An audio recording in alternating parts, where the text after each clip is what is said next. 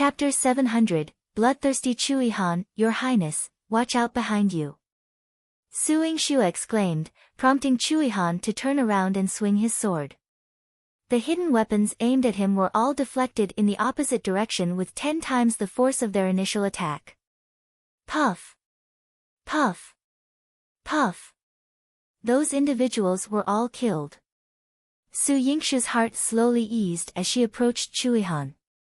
Ziwei intercepted her. Don't go, it's dangerous.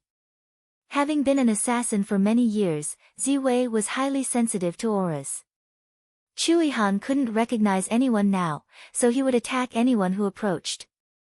If Su Yingxue went over, she would end up like the corpses beside him. He won't. Last time, Your Highness had an episode in the palace, and he woke up because of me. I can wake him up again. Su Yingxue confidently stepped forward. No. Ziwei wasn't clear about their relationship, but he knew he couldn't let Su Yingxue near the danger he sensed.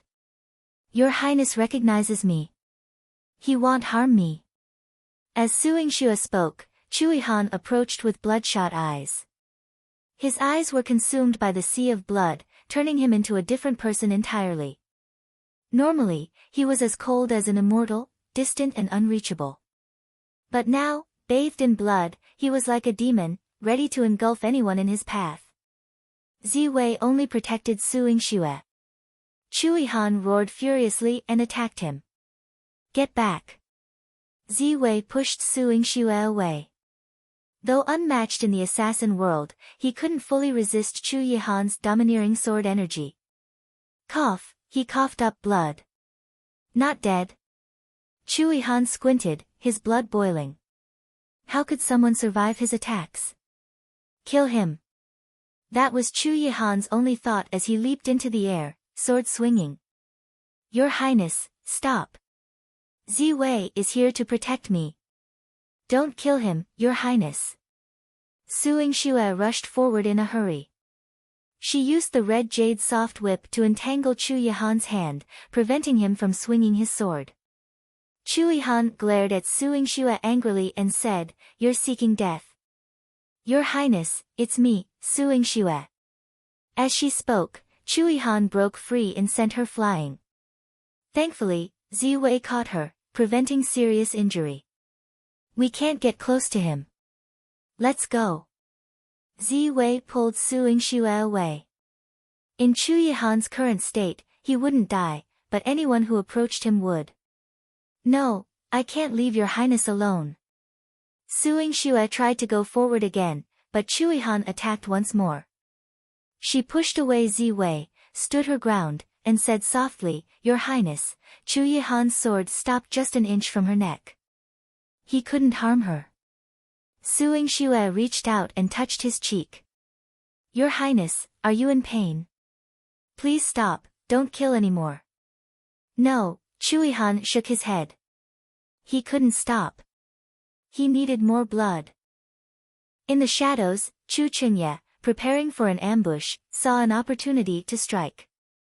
But Su Jinxian restrained him. Your Highness, wait. Let Chui Han kill Su Yingxue first, then capture him. Why? If Su Yingxue wakes him up in this state, it's over. We can't let her cure Chui Han.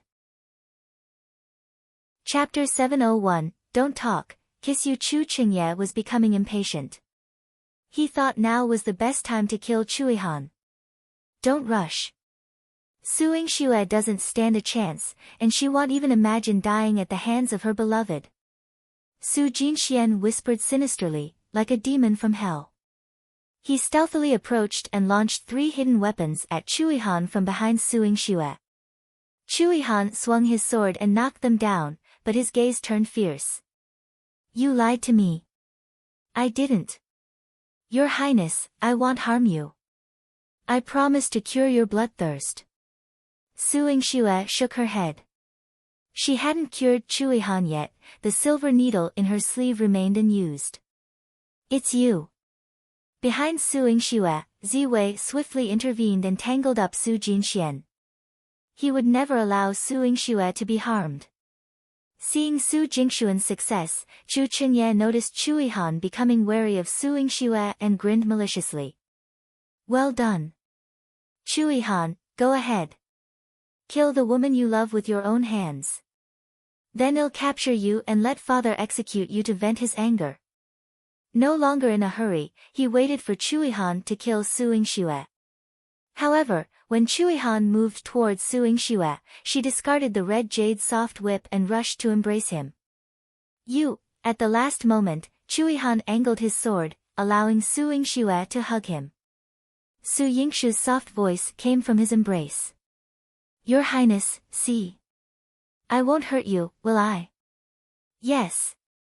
Chui Han didn't feel pain, but his heart raced.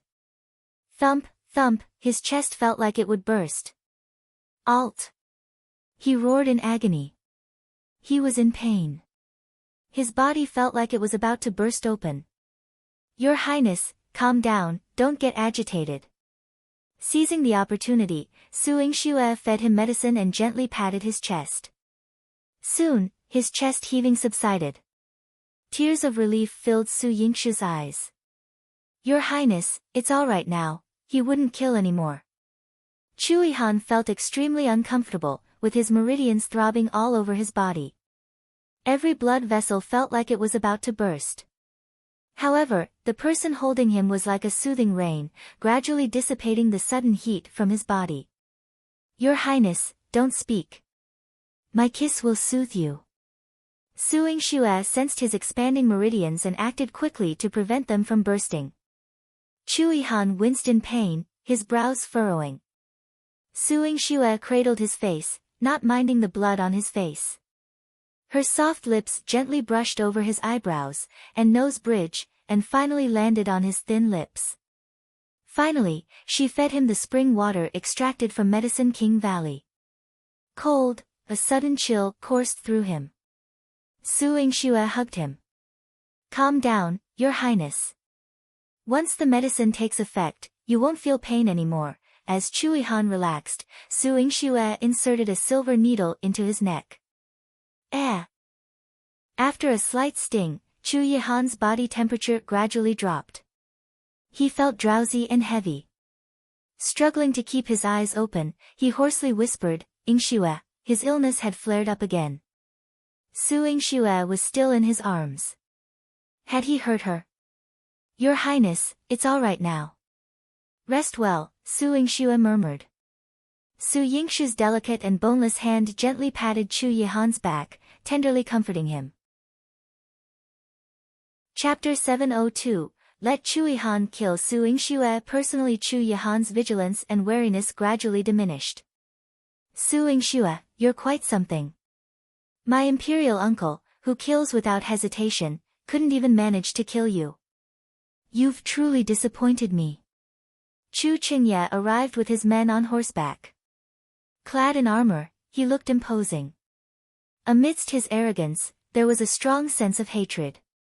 Chu Qingye, you deliberately caused Your Highness to fall ill. Su Yingxue glared at him. All of this was his scheme. Of course. The intense battle with Qin Mayan will stimulate his bloodline. Another battle will turn him into a beast consumed by the lust for combat. This bloody battle is far more intense than the previous one in the palace. Chu Qingye's handsome face bore a sinister expression. To trigger Chui Han's bloodlust, he sacrificed nearly 10,000 lives on this mountain for Chui Han to slaughter. All this effort had birthed a bloodthirsty monster. His goal had been achieved. Don't even think about harming Your Highness. A cold and merciless aura flashed in Su Yingxue's beautiful eyes. That needle you just used, my imperial uncle would have already passed out, right? How do you plan to protect him? Chu Qingye sneered. Of course, you could pull out the needles and let him continue killing. He won't be able to finish off all 50,000 of my soldiers. Once he's done, hell likely burst and die. Today, Chui Han's fate is sealed. In your dreams. Su Yingxue swiftly shot out several silver needles, but Chu Qingye deflected them with his sword. He glared at Su Yingxue. Wretch! Still resisting even when facing death. You're almost dead. Kneel and beg for mercy now, and I might spare your life. I'll let you watch Chui Han die. Chu Qingye, did you forget to check yourself out before stepping out today? A smile bloomed on Su Yingshu's beautiful face, as enchanting as a rose in full bloom. Alt. Chu Qingye was knocked to the ground by a dark figure. Before he could rise, a cold blade was at his neck. Ziwei had been waiting in the sky, seizing the opportunity when Chu Qingye was distracted. How does it feel, seventh prince? Tongue-tied? Do you need me to cure your brain's malfunction? Su Yingxue mercilessly taunted. Even with 50,000 men, Chu Qingye was still nothing compared to Chui Han. Su Yingxue, you. Chu Qingye gritted his teeth, but the blade had already cut his neck. The scent of blood made his heart tremble. Don't kill me. You dare. He hadn't forgotten how terrifying the assassin beside Su Yingxue was. Yingxue, in Su Yingshu's embrace, Chui Han slowly regained consciousness. Some of the blood in his eyes had faded. Su Yingxue hugged him in relief. Your Highness, you're awake. Thankfully, she had awakened him in time. My bloodlust. Chui Han looked at his reddened arms, knowing his eyes were bloodshot from killing. Your Highness, Ziwei has captured Chu Qingye. Let's go. Su Yingxue helped Chui Han up, ready to depart. Su Yingxue, how dare you? Do you realize you're betraying the country? Chui Han is a traitor. I'm here by father's order to restore order. If you dare take him away, it's treason. Father will execute the entire Marquis family. None of your Su family will escape. Chu Qingye roared. He wouldn't let Chui Han leave so easily. Chapter 703, I must kill Chui Han, treason. When did your Highness betray the country? He's the one who protected the vast territory of the great Qing dynasty. The prosperity of Jiangdu City is all thanks to your Highness' leadership. How can he be accused of treason? Even if there were such allegations, they would be baseless accusations from your side. Su Yingxue shot back fiercely at Chu Qingye. Chu Qingye felt extremely indignant. He watched as Chui Han, escorted by Su Yingxue, was taken away, and his anger burned within him. No. Even if it cost him his life today, he couldn't allow Chui Han to leave safely. Men, attack. Kill them all and leave no one alive. Chu Qingye bellowed. The Imperial Guards, who had been concerned for Chu Qingye's safety, immediately began to stir. With added force, Ziwei's blade opened a gash in Chu Qingye's neck, causing blood to spurt out. But instead of being driven back, the Imperial Guards began advancing slowly towards them. Chui Han shielded Su Yingxue behind him. Go, leave this to me, he said in a hoarse voice. No. Your Highness just had an episode, you can't fight anymore. Su Yingxue held Chui Han tightly. She wouldn't allow Chui Han to take action again. She couldn't bear to see Chui Han die before her eyes. Attack.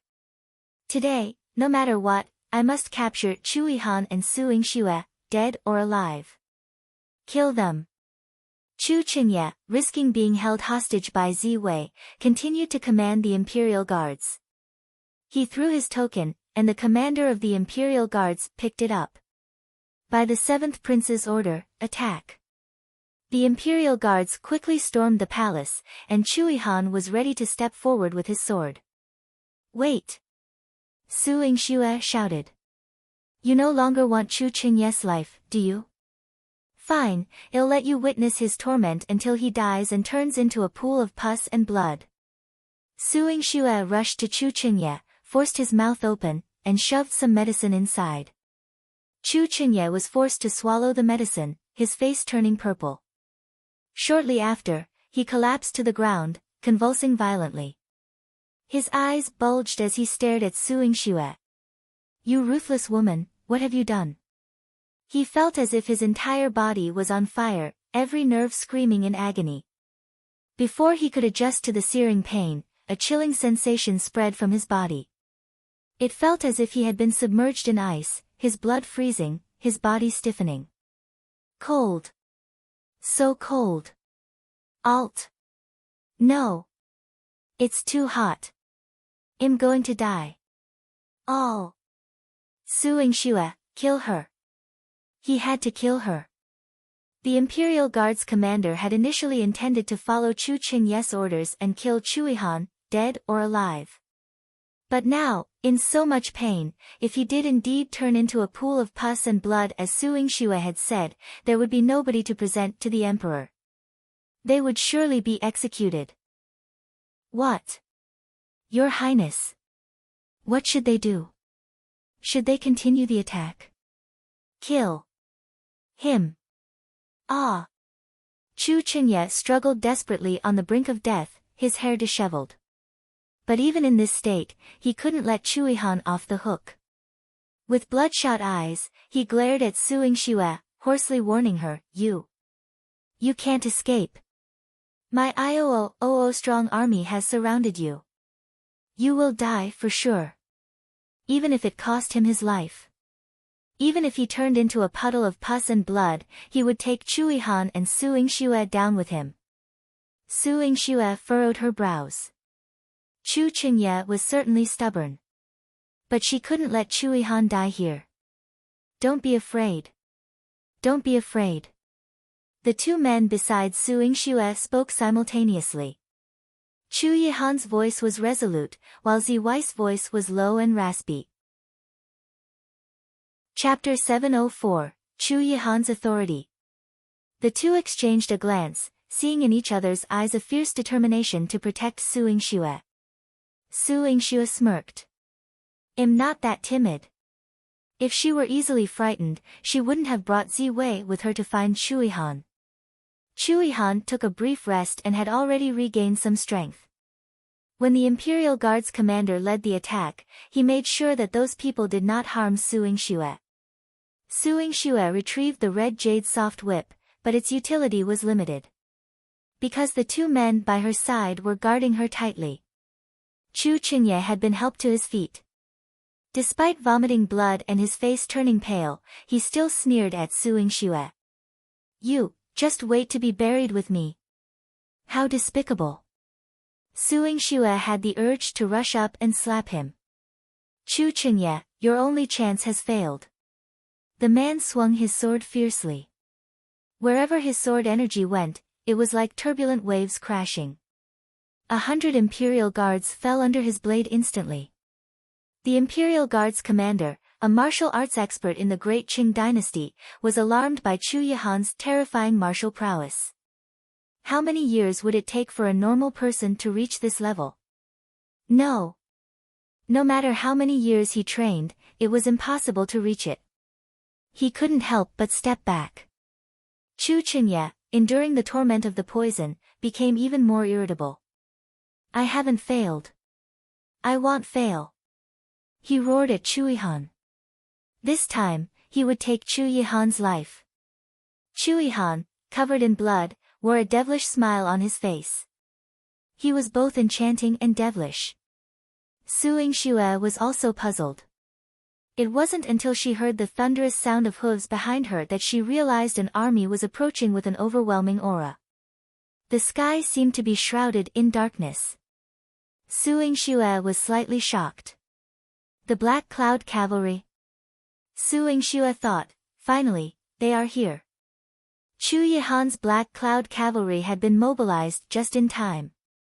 Ziwei, worried about their intentions, protected Su Yingshi's back. The Imperial Guard's commander trembled. Your Highness, it's the Black Cloud Cavalry. So what if it's the Black Cloud Cavalry? They're only 5,000 elites. With my hundreds of thousands of Imperial Guards, can't we defeat Chuihan's Black Cloud Cavalry? Kill them all. Chu Qingye, driven mad by the poison, had bloodshot eyes. I've mobilized the Black Cloud Cavalry. The troops stationed around Yanyan City are almost here. Chu Qingye, you're the one surrounded. Chui Han shattered Chu Qingye's delusions mercilessly. Chu Qingye vomited blood and screamed, "This is impossible. Mobilizing troops takes at least a day. My father ordered them to retreat outside the 3 cities. You're isolated and helpless. How could anyone surround my imperial guards?" "Your Highness, you've already mobilized your troops." Su Yingxue couldn't believe it. The man before her was incredibly wise. From the moment he decided to compete with Qin Mayan, everything was under his control. Xiao Ye's secret passage would surely save them. So thorough. "I'll protect you." Chui Han embraced her slender waist and planted a kiss on her forehead. Su Yingxue looked at him with admiration. The battle continued unabated, with more falling around them. The sounds of weapons, the cries of battle, the blood underfoot, and the corpses never ceased. She had experienced a bloody storm, unlike anything in her previous life. Chapter 705, You like to fight with the King of Hell for people. In the end, Chui Han captured Chu Qingye alive, and the 100,000 imperial guards were forced to surrender. Chui Han deployed 150,000 troops to guard Jiangdu City, and the Black Cloud Cavalry set off with him. Chui Han escorted Su Yingxue to the Marquis Manor and then bid her farewell. A hint of unease crossed Su Yingxue's mind. "Where are you going, Your Highness?" Chui Han's expression was stern. His wounds had yet to be tended to. "I still have important matters to attend to. Once everything is settled, I will come to the Marquis Manor to propose." "Your Highness," Su Yingxue couldn't detain him. As she watched him ride off with the Black Cloud Cavalry, a heavy sense of unease settled in her heart.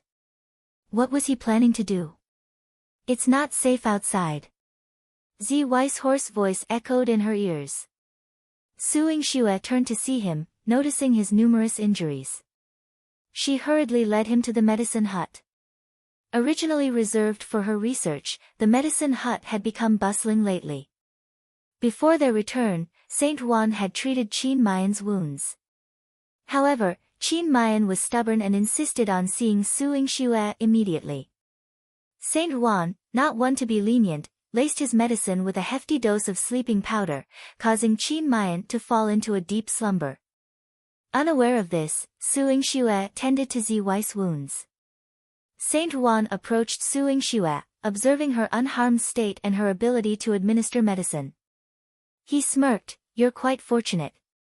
Even the King of Hell wouldn't dare to claim you." Su Yingxue chuckled in agreement. Yes. When she first died, even the King of Hell hadn't claimed her. Reflecting on it now, it seemed the King of Hell still didn't dare. Saint Juan was right. Although conversing with Saint Juan, Su Yingxue's attention remained on Zi Wei. Thankfully, his wounds weren't severe. After applying the medicine, she advised him, "Rest well during this period. In a few days, I'll prepare another dose to cleanse the poison in your body, sparing you further agony." Su Yingxue's eyes gleamed with determination, stirring something within Zi Wei. He nodded. "All right. Huh. Covered in wounds yet still alive, you are quite the stroke of luck." Saint Juan mused, stroking his chin. Having lived many times longer than Su Yingxue and treated far more patients, he found Zi Wei's survival remarkable. It was also thanks to Su Yingxue that Zi Wei had originally been a half-dead person, but she had slowly treated him until now, and he had surprisingly remained alive and well. Saint Juan remarked, "You seem to enjoy snatching souls from the King of Hell." Crossing out names from the list of souls destined for the afterlife seemed to be her specialty. Su Yingxue found Saint Juan's evaluation refreshing. Doctors, in their efforts to save lives, often find themselves grappling with death. A successful doctor triumphs over death. She felt a sense of pride in her ability to save lives.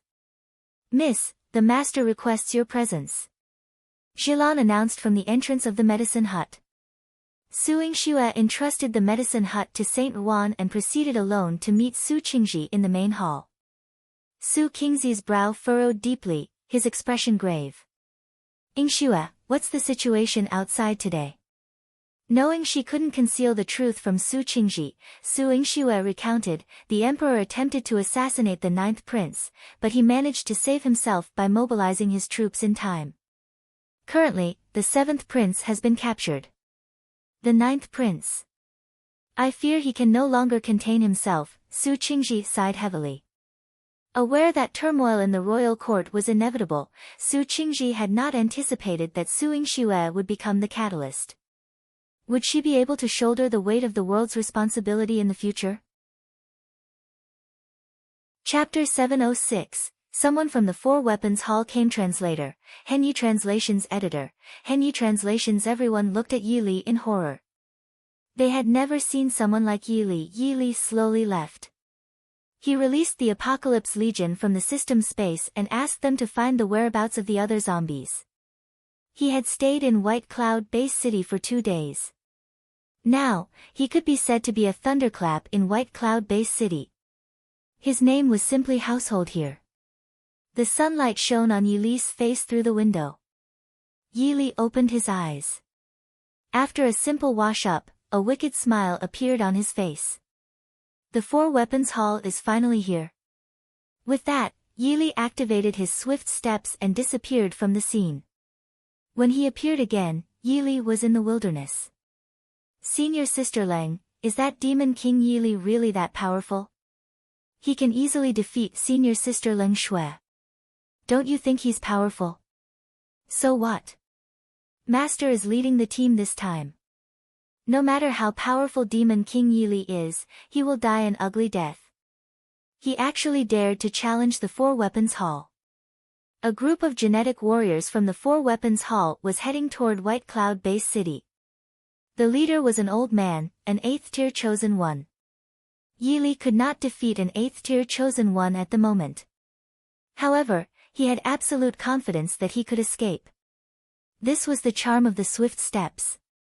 Then, Yi Li appeared in front of them. The disciples of the Four Weapons Hall were all stunned. They did not notice Yi Li's appearance at all. Brat, quickly get out of the way. You actually dare to block the path of our Four Weapons Hall, a Tier 1 Transcender said coldly. Leng Shui looked at Yi Li and her face turned even colder. He is Demon King Yi Li, Leng Shui said coldly. What? The dozen or so disciples of the Four Weapons Hall were all shocked. They would never have thought that the person in front of them was Demon King Yi Li. Demon King Yi Li, I didn't expect you to be waiting for us here. Leng Shui glared at Yi Li. Yi Li smiled calmly and said to Leng Shui, Demon King Yi Li, am not waiting for these people here, but you. I've already decided to change your coldness. Leng Shui's expression changed. She really didn't expect Demon King Yi Li to still be so talkative. Are you the Demon King Yi Li? The old man in the lead looked at Yi Li. The old man's name was Tang Gang. He was the leader of the Four Weapons Hall's Spear Hall and an 8th-tier chosen one. That's right, I am Demon King Yi Li. Yi Li said lightly. Tang Gang smiled when he heard this. I've lived in the Mystic Land for many years, but I've never seen such an arrogant junior like you. Didn't you see it now? Yi Li said calmly. As soon as these words were spoken, the dozen or so disciples of the Four Weapons Hall were all enraged. They did not expect that Demon King Yi Li could still be so arrogant in front of their master. Demon King Yi Li, do you know who you are talking to? A disciple shouted at Yi Li. Yi Li smiled. Of course I know. All the disciples were stunned. They looked at Yi Li in shock. Wasn't I talking to Li Qiankuan? Li Qiankuan? The dozen or so disciples of the Four Weapons Hall were even more shocked. They naturally knew Li Qiankuan. He was the hall master of the Knife Hall and had already died in the wasteland. The leader of the Spear Hall, Tang Gang, laughed coldly. Demon King Yi Li, I am not Li Qiankuan, but the leader of the Spear Hall of the Four Weapons Hall, Tang Gang.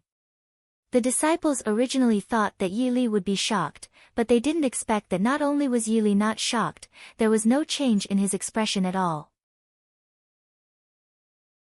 Chapter 707, You Know What I Want to Do. Translator, Henyu Translations Editor, Henyu Translations. The disciples of the Four Weapons Hall would never have thought that Demon King Yi Li's expression would remain unchanged after hearing their master's name.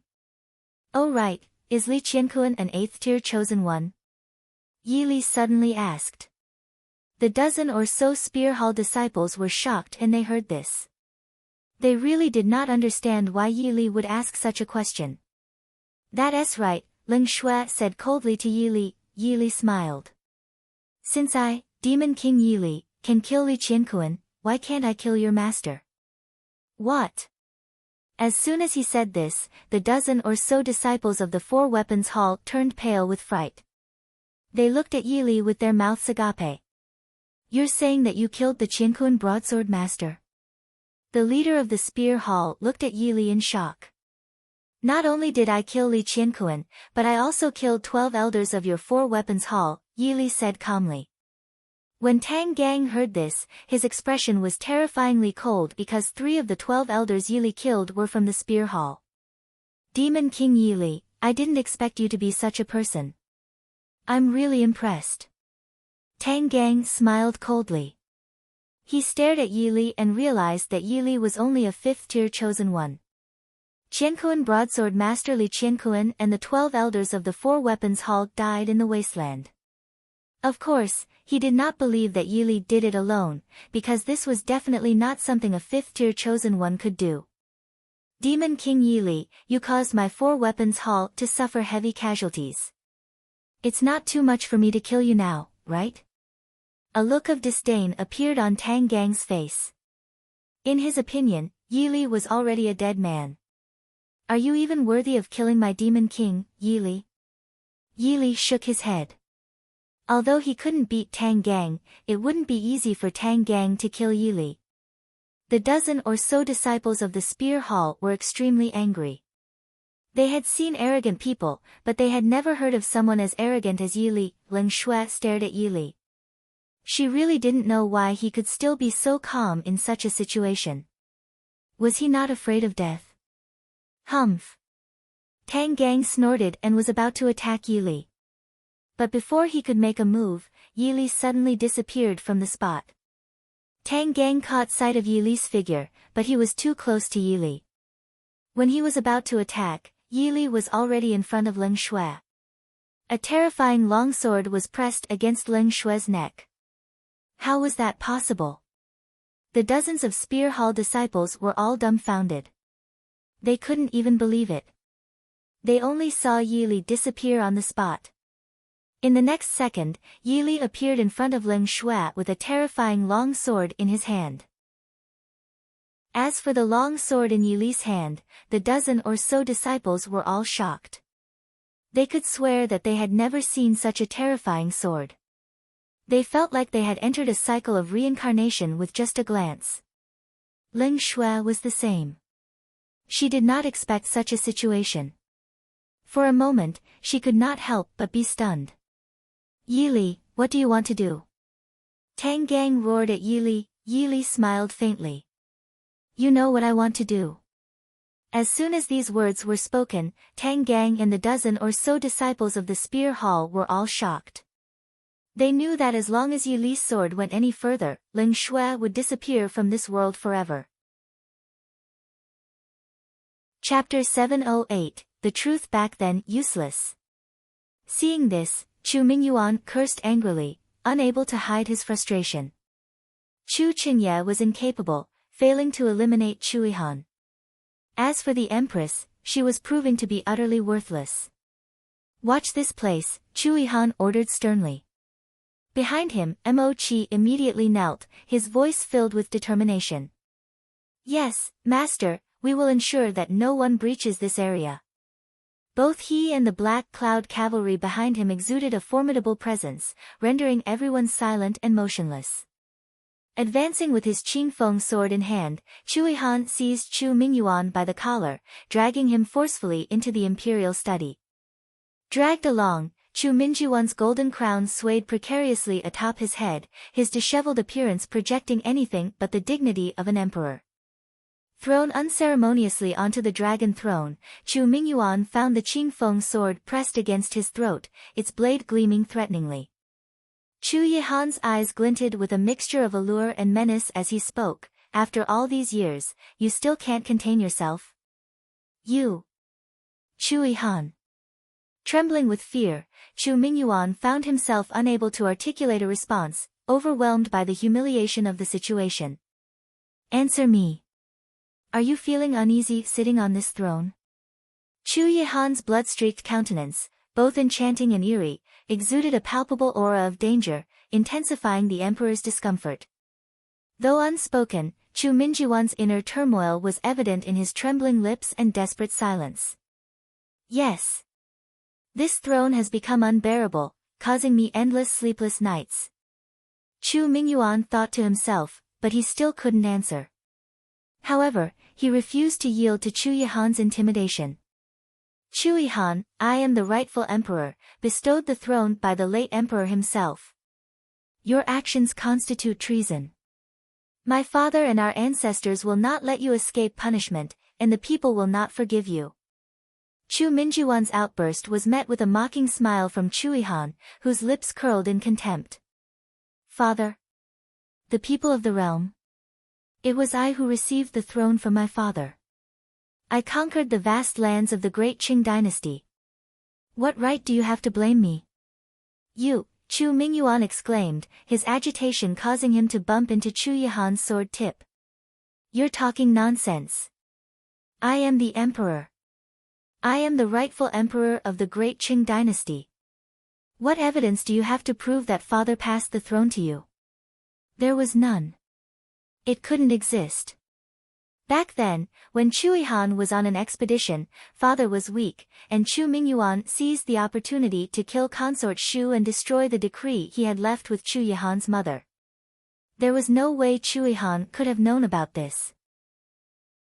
Do you think that killing my mother would allow you to succeed? Chu Yihan sneered, his eyes gleaming with a chilling light that made people tremble in fear. He unscrewed the hilt of the Qing frost sword and took out a smooth silk scroll. Written clearly on it was the decree, pass the throne to the 9th prince, Chu Yihan. The imprint of the jade seal, stored for many years, was still as clear as ever. Chu Mingyuan was terrified. How could this be? How could this be? Was the decree he destroyed back then fake? Or was father biased? Giving Consort Shu a decree was not enough, he secretly hid one for Chu Yihan. Back then, mother was afraid that you would harm me in the army, so she prepared a fake decree and released the news, diverting all your attention to her. Recalling the past, Chu Yihan's eyes turned crimson. For the sake of this decree, you killed my mother and forced father to his death. Chapter 709. Chu Mingyuan had been resentful for many years. Chu Mingyuan disregarded the wound on his neck as he sat up on the dragon throne and bellowed, you know everything. Chu Yihan, so you already knew everything. Yet, you pretended not to know for so many years. You're playing with me. Yes.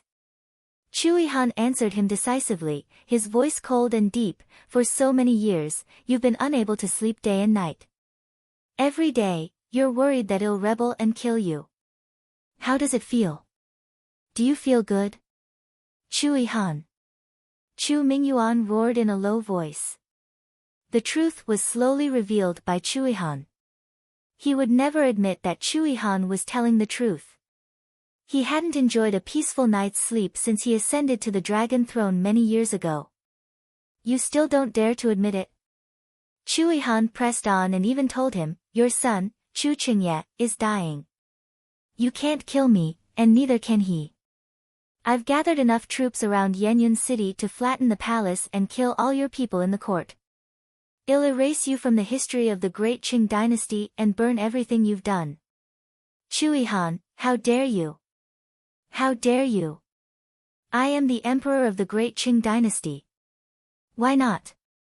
I conquered all the nations, earned the reverence of the 3 kingdoms, and gained the submission of the 9 provinces. If it weren't for me allowing you to ascend the throne back then, how could you be seated on this dragon throne and become the emperor? Chu Yihan grabbed his neck and suppressed him from above. Everything you have today is what I gave you. I won't let you, you don't deserve anything. Presumptuous. I am your royal brother, I am the emperor. Chu Mingyuan was still struggling. He would never admit that Chu Yihan was telling the truth. Imperial brother? Killed my mother's imperial brother? The emperor. Take a look around. Who else in the imperial palace would still regard you as the emperor? Chu Yihan's eyes were filled with mockery. He looked at Chu Mingyuan as if he was watching a clown. Chu Mingyuan's face flushed red. Chu Yihan's forceful abdication and his mockery were like knives stabbing into his heart. Chu Yihan. He stood up forcefully and shouted at him, "What right do you have? What right do you have to treat me like this? We're both father's sons. I'm older than you and not inferior to you. My mother's family background is not inferior to yours. But why does father favor you the most? When you were young, you and your brother were father's favorite son. The other princes were not even half as good as you. Later on, you repeatedly made military achievements and made father look at you in a new light. However, you were only in your teens at that time. I've been the crown prince for more than 10 years. As long as father passed away. I am the rightful emperor. But why can father cripple me and pass the throne to you just because of you? This was unfair. This was unfair to him, who was diligent and loyal to his father. So, you harmed my brother, killed my mother, and even forced my father to die just to sit on this dragon throne? The door of the imperial study was tightly shut. Chu Yihan stood against the light, half of his face buried in the shadows. His expression was dark and deep, and it was hard to fathom. Chu Mingyuan stood up straight and roared, "Yes." He pointed at the majestic golden throne behind him and revealed a greedy expression. This is the dragon throne, the symbol of the emperor. It's the position of the ruler of the world. The throne. There's only one in this world, wielding the power of life and death, enjoying supreme glory. Noble for generations to come. This is the supreme power and status. How can I hand it over to others? This should belong to me. How can I give it to you? Chapter 7:10. The thorn in my heart. For so many years for the throne, Chu Mingyuan wouldn't hesitate to harm his young brother, kill concubines, or even commit matricide and filicide. Becoming emperor mattered more to him than anything else. Ha! Chu Yihan's lips curled into a scornful smile. Since you're so fond of the throne, then, by all means, keep sitting there. Chu Mingyuan trembled. What do you mean? He didn't plan to kill him. He was a powerless loner. Chu Mingyuan couldn't fathom why Chu Yihan, now having him at his mercy, didn't exact revenge and instead allowed him to remain on the throne. Killing you would be simple, but you've coveted this throne for so long. I'll let you sit there until your dying breath. Chu Yihan pressed the tip of his sword against Chu Mingyuan's neck, drawing a shallow wound. It wasn't fatal, but the sensation of blood seeping out was enough to instill fear and dread. As long as I'm alive, you'll never hold real power. You'll forever be a puppet emperor. Let me show you just how tempting the throne is, and what it truly means to be an emperor. With a swift motion, Chu Yihan pushed him back onto the throne, then effortlessly seized the jade seal from his desk. Unable to bear the humiliation, Chu Mingyuan pursued him desperately. Chu Yihan. I'll never allow you to do this. I won't let you take the jade seal. Clang! A sharp clang sliced through the air as Chu Yihan's Qingfeng sword pierced Chu Mingyuan's body, causing excruciating pain. Ah! Chu Mingyuan roared in agony. Why? He had devoted so much effort to plotting Chu Yihan's demise, enduring countless sleepless nights just to see him dead. He had thought everything would go according to plan. The fear and rage that had simmered within him for years finally found release, but it was Chu Yihan's sword that became the outlet. The moment it struck, he felt as though his entire being was torn asunder, the pain piercing his heart. Chu Ihan. Chu Ihan was like a thorn in his heart, a needle in his soul, tormenting him incessantly. Leaving the imperial study with the jade seal in hand, Chu Ihan was greeted by soldiers who knelt in unison, cheering for his victory. It was a celebration of his rightful claim to power. Holding the jade seal aloft, Chu Ihan declared, "Though I've reclaimed the jade seal today, I remain the 9th prince of the great Qing dynasty.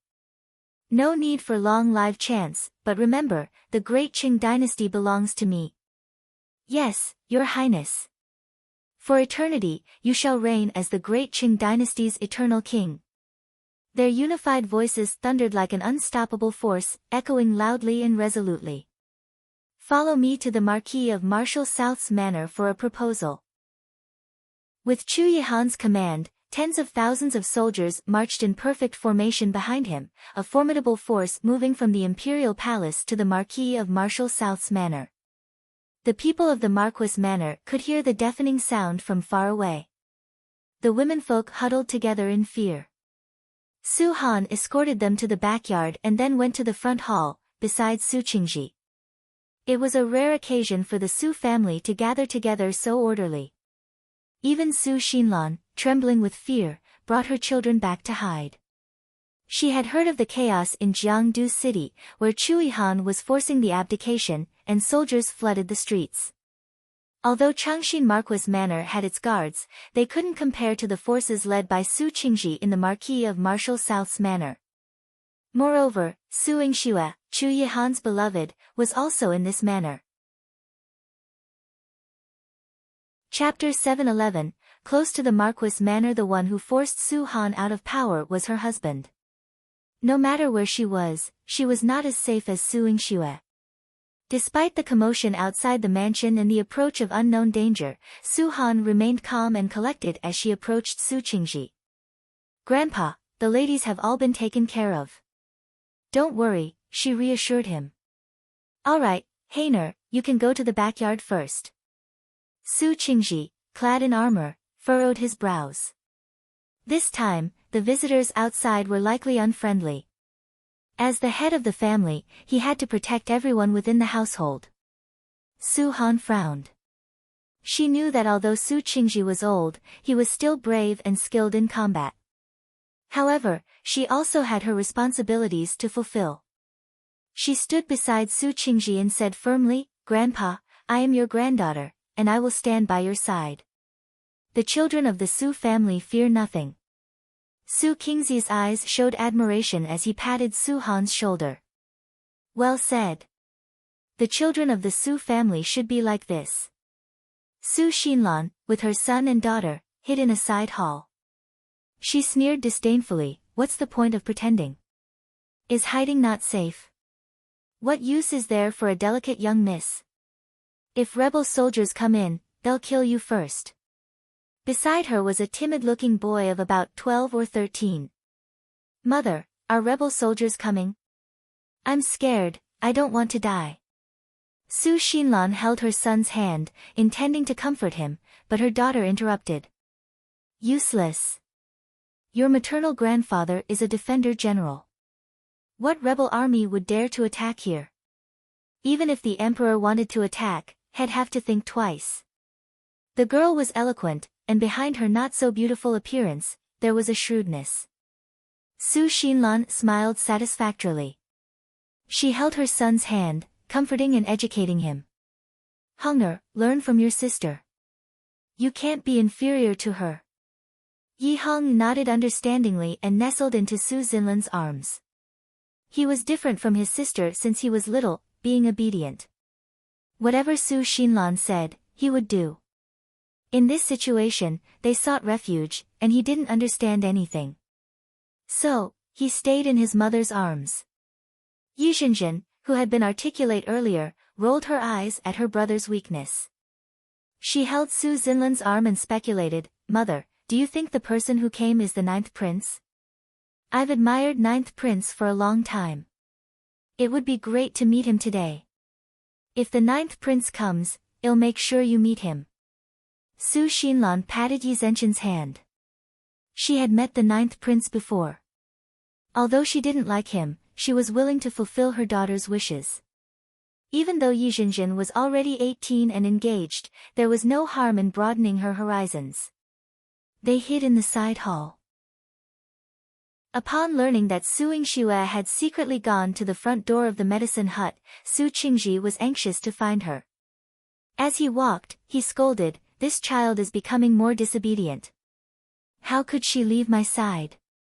If stray soldiers entered at this time and harmed her, it would be disastrous."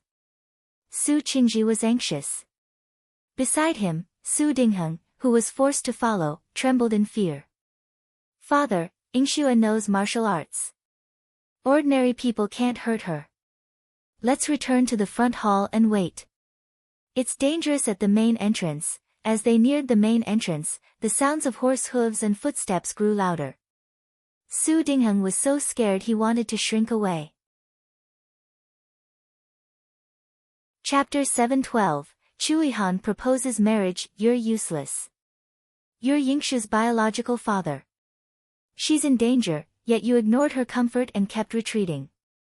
You're simply embarrassing me." Su Qingji halted, grabbed Su Dingheng by the collar, and tossed him onto the grass. Ouch! Su Dingheng stumbled, feeling pain all over his body. His expression was one of sheer frustration.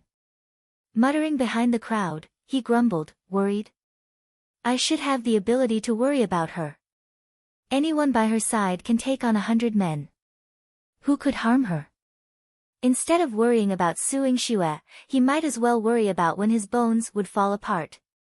Forced by circumstances, Su Dingheng had no choice but to follow Su Qingji to the main entrance.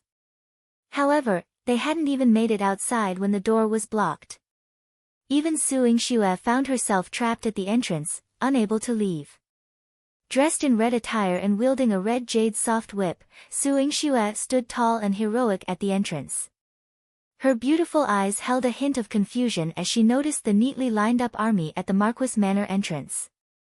Wasn't that the Black Cloud Cavalry? What were they doing here? Where was Chuihan? "Yingxue, come back!" Su Qingji hurriedly called out. She was standing too close to the door. If something happened, he wouldn't be able to protect her. Understanding Su Qingji's concern, Su Yingxue returned to his side. However, with a gentle expression, she reassured him, "Grandpa, don't worry. It was Your Highness Black Cloud Cavalry at the door." Black Cloud Cavalry, Su Qingji narrowed his eyes. He naturally knew about the Black Cloud Cavalry, the elite soldiers and fierce generals brought out by Chuihan. If they were here, the earlier commotion wouldn't be surprising. But why wasn't Chuihan with them? What was happening between Chuihan and the palace? "Your Highness has arrived." Mo Qi shouted from outside. Chuihan appeared in a purple gold robe, towering and commanding. The moment he appeared, all eyes were on him. Even Su Xinlan and her daughter, who were hiding in the side hall, sneaked out to take a look. Yi Zhenjin's eyes widened in shock. "Is that the 9th prince?" Su Xinlan snorted. Yes. She still remembered the lesson Chuihan had given her, her mouth wound still not fully healed. What a handsome man. Yi Zhenjin was captivated. No. The man before her couldn't be described as merely handsome. Such a mundane word didn't do him justice. He was a lofty immortal, descending to earth with the dignity of looking down on everyone. But as he approached, the air filled with a bloody scent. Like a demon. His face, akin to a seductive spider lily, carried a deadly allure. Chuihan descended the steps with the Qingfeng sword at his left side and a jade box made of frosted white jade in his right hand. As he reached Su Yingxue, a faint smile graced his handsome face. Su Yingxue's heart skipped a beat. The man before her was too dazzling, instantly captivating her senses. "I kneel in greeting." Su Qingji saw what Chuihan held and immediately knelt. Since he had knelt, the others, although confused, followed suit. For a moment, apart from Chuihan, Su Yingxue was the only one standing. Su Qingji softly reprimanded, Yingxue, that's the royal seal. Hurry and kneel. What? The royal seal? It was only then that Su Yingxue reacted. She hurriedly prepared to kneel, but Chui Han grabbed her arm, steadying her. No need to kneel. I've come to propose to you. Chapter 713, He brought the empire to him. What's going on here? Everyone was shocked as if they had been struck by lightning. Your Highness, you've just returned from forcing abdication, and now you're already proposing marriage with the imperial seal? Is this acceptable? Su Yingxue thought to herself. Old General Su, I've fulfilled all your requests. Now, with the most precious possession, I propose marriage to Yingxue.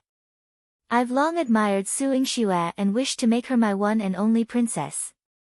Chui Han handed the imperial seal to Su Qingji. This impact couldn't be underestimated. He succeeded. Having already convinced Xiao Yu and defeated Qin Mayan, he had even obtained the imperial seal through his efforts. Su Qingji felt both joyous and burdened. The imperial seal was indeed precious, making him hesitate to rise from his seat. Your Highness, why propose marriage with the imperial seal? Su Yingxue bit her lip, concerned about Chui Han's well-being in the palace. Chui Han gently held her hands. My status remains unchanged, but what I offer you is a vast kingdom. He lifted the imperial seal high for everyone to see clearly. As his betrothal gift, it symbolized the vast territory of the great Qing dynasty, his supreme power, and everything he possessed. I wouldn't dare. Your Highness, Yingxue is just a woman. How could she accept such a vast kingdom? Su Dingheng trembled with fear. Su Yingxue was more unsettling than her mother. She can accept whatever I offer her. There's nothing she can't take. Chui Han declared firmly, his voice resounding. Handing the imperial seal to Su Yingxue, he asked with a smile, Are you pleased? Su Yingxue's heart surged with emotion. How should she respond? Pleased? No, it was far from sufficient to describe her feelings. She was excited, touched, and overwhelmed by Chui Han's gestures. Her eyes glistened. Your Highness, this affection ran deep. Yingxue, if you wish to accept it since your Highness has offered it, then do so. Su Qingji, still kneeling, reminded Su Yingxue. Quickly wiping her tears, Su Yingxue asked, Grandfather, may I? The imperial seal was unlike anything else. Her mother's diary didn't even mention it. Ask yourself. If you desire it, there's no reason not to accept. Su Qingzi's expression softened. Su Yingxue smiled radiantly, bringing warmth to the bleak winter day. Even the cold wind seemed to relent. Su Han, amazed by Su Yingxue's beauty, stood beside Chui Han in a red dress, like a noble rose. Only someone like Chui Han was worthy of her. Seeing Su Yingxue holding the imperial seal, Su Han bowed with a smile. Greetings, future Princess Consort. As she finished, she reminded everyone that Su Yingxue had accepted Chui Han's proposal. She was the future 9th Princess Consort. Chapter 714, He would never let down his deep feelings.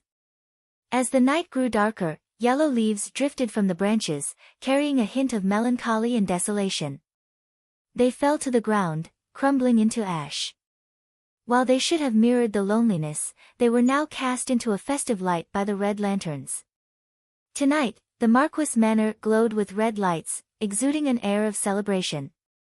With Su Qingzi's approval, Su Yingxue was now the awaited princess consort, a status both precious and enviable. Su Han, assisting in the manor's preparations, was especially attentive. She adorned the surroundings with red lanterns and arranged for a feast. This evening's banquet was in honor of Chui Han and Su Yingxue's engagement. The calm in Jiangdu city upon Chui Han's departure from the palace suggested he had not acted out of line, even with the imperial seal in hand. He still regarded himself as the 9th prince, a fact that greatly pleased Su Qingji. Even though Chu Mingyuan still occupied the dragon throne, in Su Qingzi's eyes, Chu Yihan was a more fitting and wiser ruler. In the main hall, Su Han had already set up the banquet.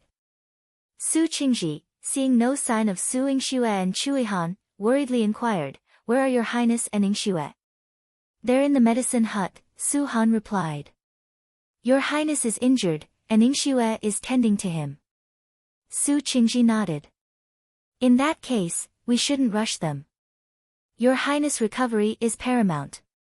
Chu Yihan had shown his sincerity and had already been acknowledged as a grandson-in-law.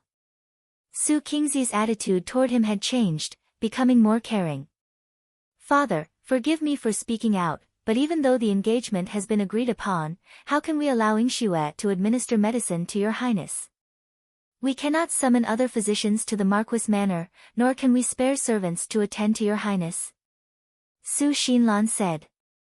Amidst the joyous atmosphere, there always had to be a spoilsport. Su Xinlan's words were venomous. Her words caused a shift in everyone's expressions. According to etiquette, Chu Yihan's actions today had shocked the court, enough to warrant execution. But no one could touch him. Furthermore, even though Su Yingxue was a fiancé, she shouldn't be overly familiar. Administering medicine required disrobing and physical contact, a situation difficult to fathom. And, besides being our Su family's daughter and your highness' fiancé, Yingxue is also an exceptional physician. Her administering medicine to your highness isn't as a future princess but as a doctor. What's wrong with doctors doing their utmost to treat patients? Moreover, your highness is the god of war of our great Qing dynasty, with a noble and prominent status. Are we to let him go without the skilled physician Yingxue, and instead, use a less capable one? Wouldn't that be seen as neglecting your highness? With her eloquence as a former regional princess, Su Han could easily outdo Su Xinlan. Her words not only dispelled any doubts about Su Yingxue but also served as a rebuke to Su Xinlan, showcasing what it meant to be considerate. Su Xinlan was simply causing trouble. Su Xinlan felt aggrieved, glaring at Su Han. That little wench. Relying on her few years as a regional princess and some silver tongue, she dared to humiliate her aunt like this. What a despicable person. Sister Han is right, she was indeed the former Yangon County Princess Consort. She must have been just as articulate when she was in the regional prince's mansion with Madame Sheng and the Minjia County Lord. That's why they were exiled 3,000 miles away, right? Besides Su Xinlan, Yizhenjin stifled a laugh. With just a few words, she exposed Su Han's vulnerability, leaving Su Han feeling stifled. Chapter 7:15, Slapping Yizhenjin, Su Xinlan, keep a close eye on your daughter. Su Qingji expressed strong displeasure when Su Han's past was brought up by someone in the mansion. Since Yizhenjin was a descendant of the Changxin Marquis Manor and held the title of County Lord, he refrained from reprimanding her directly. Instead, he issued a warning to Su Xinlan. Yizhenjin gritted her teeth after the reprimand. She noted how protective Su Qingji was of her. Under Su Qingzi's protection, the embarrassment on Su Han's face disappeared instantly, and she continued to manage the mansion's affairs gracefully. Su Han even served Yizhenjin a cup of tea personally, displaying her graceful demeanor. Yizhenjin glanced at Su Han's elegant smile, feeling a twinge of jealousy. If she could garner her grandfather's favor like Su Han, her future status would undoubtedly be higher. With these thoughts in mind, she stood up and bowed to Su Qingji. I spoke out of turn earlier. Please don't blame me, grandfather. Both mother and I were only considering the reputation of our Marquis Manor, hence our careless words. I apologize to you, grandfather. She bowed her head, displaying sincere remorse. If Su Qingzi's other granddaughters had offended Su Han, he might have overlooked it if they apologized. However, Yizhenjin was Su Xinlan's daughter, and Su Qingji didn't favor her. Hence, he coldly remarked, no need to apologize to me. Go apologize to Hainer. If Yuzhenjin were willing to apologize to Su Han, it would show her compliance, and Su Qingji might view her more favorably. But instead, Yuzhenjin stood up, gave Su Han a cold glance, and returned to Su Xinlan's side without apologizing. Su Qingji snorted disdainfully. Indeed, she wasn't a good influence. Grandpa, there's no need for this. Hainer doesn't mind. Su Han reassured him. Besides Su Qingji, Su Han smiled gently. Her refined and graceful demeanor remained unchanged. Su Qingji chuckled and patted her hand. Today, Su Yingshi's marriage had been settled grandly. In the future, he would have to find a suitable match for Su Han. Seeing Yuzhenjin being treated coldly, Su Xinlan hugged her tenderly. My dear, it's not your fault. It's just that the people here don't understand the rules. You did nothing wrong. You always have my support. Mother, I can't stand being treated like this, Yuzhenjin murmured, feeling aggrieved. She had never been reprimanded by an elder like this before.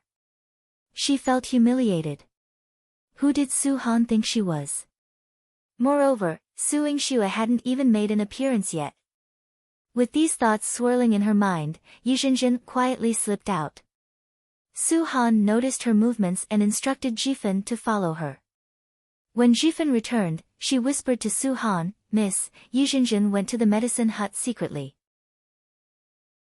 Su Han frowned slightly, considering Yuzhenjin's character. She feared that Yuzhenjin might cause trouble for Su Yingxue, so she asked Jifan to stay put and went to find Yuzhenjin alone. Yuzhenjin was skulking around in front of the medicine hut, intending to sneak a peek at what Su Yingxue was doing inside. However, someone grabbed her wrist. Su Han chuckled softly. What are you up to, Jinjin? This isn't the place for you. Come with me to the front hall, next to Grandpa. Yuzhenjin was startled by Su Han's words. She broke free and glared at her. How dare you, she exclaimed. You think you can treat the county lord however you want? Don't forget your place. You're just a discarded wife. She thought that calling Su Han a discarded wife would put her in her place, but Su Han smiled and retorted, Sister, you're not even married yet. How do you know the term discarded wife? It slipped out quite naturally. Do you have some personal experience? Chapter 7:16, Good Sister Su Han, you. Yuzhenjin felt humiliated and immediately retorted, Nonsense. Do you think everyone is like you? You're just a discarded woman kicked out of the house by someone. Now you're clinging on to your maternal family. With your maternal grandfather backing you up, you should go back to him and mind your own business. Pa! Just as Yuzhenjin finished speaking arrogantly, she received a hard slap on her face. The sky was too dark for her to see the other party. She covered her face in horror and retreated, You hit me. I hit you. What's wrong? Don't convince. Su Yingxue swung her wrist and was about to give her a second slap. People like Yuzhenjin deserve to be slapped just like her mother. If she didn't do anything, her hands would not allow it. With the help of the lights in the corridor, Yuzhenjin saw that it was Su Yingxue who hit her. She was furious. Su Yingxue, I'm your sister. How dare you hit me? As she spoke, she wanted to return the slap to Su Yingxue, but her wrist happened to land in front of Su Yingxue. Su Yingxue grabbed her wrist and placed it behind her back, making her kneel in front of her. She slapped her face heavily twice, and each time, a crisp sound could be heard. Alt! Yuzhenjin screamed as tears welled up in her eyes. Su Yingxue pinched her arm and forced her to turn around to face Su Han. Sister, do you want to vent your anger? Su Han frowned. To be honest, when Su Yingxue hit Yuzhenjin, she also wanted to be as free and easy as Su Yingxue. She wanted to get revenge for herself. However, her upbringing and thinking of the big picture made her resist this impulse. She shook her head. Sister, let her go. Otherwise, it won't look good in front of Grandpa. Su Yingxue did not mind. Grandpa knows right from wrong. He won't blame us for dealing with someone like her. Although that's the case, today is your wedding day. Don't let her ruin your happiness. Su Han said as she rescued Yizhenjin from Su Yingxue's hands. Go back to your mother. If you don't want to embarrass yourself, you can pretend that nothing happened. Impossible. I want to tell mother, father, and grandfather so that they can help me. Yizhenjin covered her face and cried. She had never suffered such grievances in the entire Changxin Marquis manor. Is that so? At that time, we will tell grandfather what your intentions are for sneaking into the medicine hut. Do you know that ninth prince is healing here? Su Han raised her eyebrows, and a sharp glint appeared in her eyes. Yi Zhenqin's heart skipped a beat. How did Su Han know her intention? She just wanted to see if she could get close to ninth prince. You're talking nonsense. She ran away in a hurry. Su Yingxue felt bored. I thought she was more capable than her mother. Su Han patted her hand and said, don't underestimate her. Did you see her panic when I mentioned ninth prince? That's a tacit agreement. Yizhenjin had evil intentions. Su Yingxue rubbed her head. I didn't think of that. She thought that Yizhenjin was just a troublemaker. I'm afraid you're too tired today. Where's ninth prince? Su Han hugged her with heartache. Su Yingxue leaned against her and said softly, Your Highness is resting. I'm still brewing medicine for him. Sister, go and tell Grandpa that I won't be going to the front hall. I'm very worried about Your Highness and want to spend more time with him. Chapter 717, I'm responsible for him. Only when facing Su Han could Su Yingxue express her thoughts so frankly and act coquettishly. Su Han gently patted her head and said, Okay, I'll handle this. You stay with ninth prince. I won't let anyone disturb you anymore. After Su Yingxue finished her playful banter with Su Han went to the front hall. Despite Su Han's unpleasant past experiences, she was still a capable stewardess. With her presence in the front hall, Su Yingxue returned to the medicine hut feeling at ease. Han lay on the soft couch, the strong scent of blood and medicine on his body was heart-wrenching no matter how one smelled it. Su Yingxue brought over the medicine. When Han tried to sit up to drink it, Su Yingxue gently pushed him back down. Stay down. Don't move.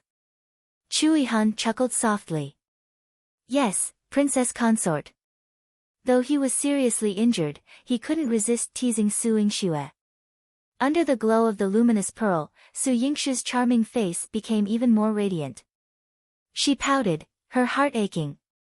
You're so badly injured, yet you refuse to stop for me to take care of you before entering the palace.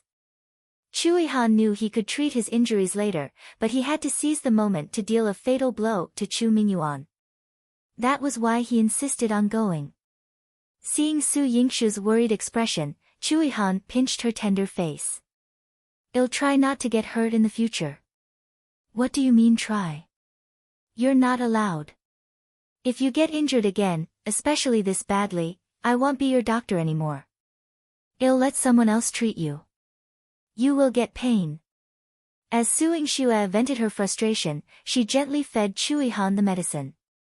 She couldn't help but feel frightened when she saw the arrow and veins on Han's leg frozen together. If she didn't know how to perform surgery, Han might have lost his leg. Han pursed his lips. He probably couldn't promise Su Yingxue that. The country was still unstable, and hidden dangers lurked everywhere. It was impossible for him not to get injured while guarding the country. The only promise he could give Su Yingxue was, I'll do my best. Su Yingxue sighed heavily. She had no choice but to focus on her medical research. Even if Han were to face death in the future, she would bring him back. Who is it? Han's sharp senses detected the presence of strangers outside the door, more than one.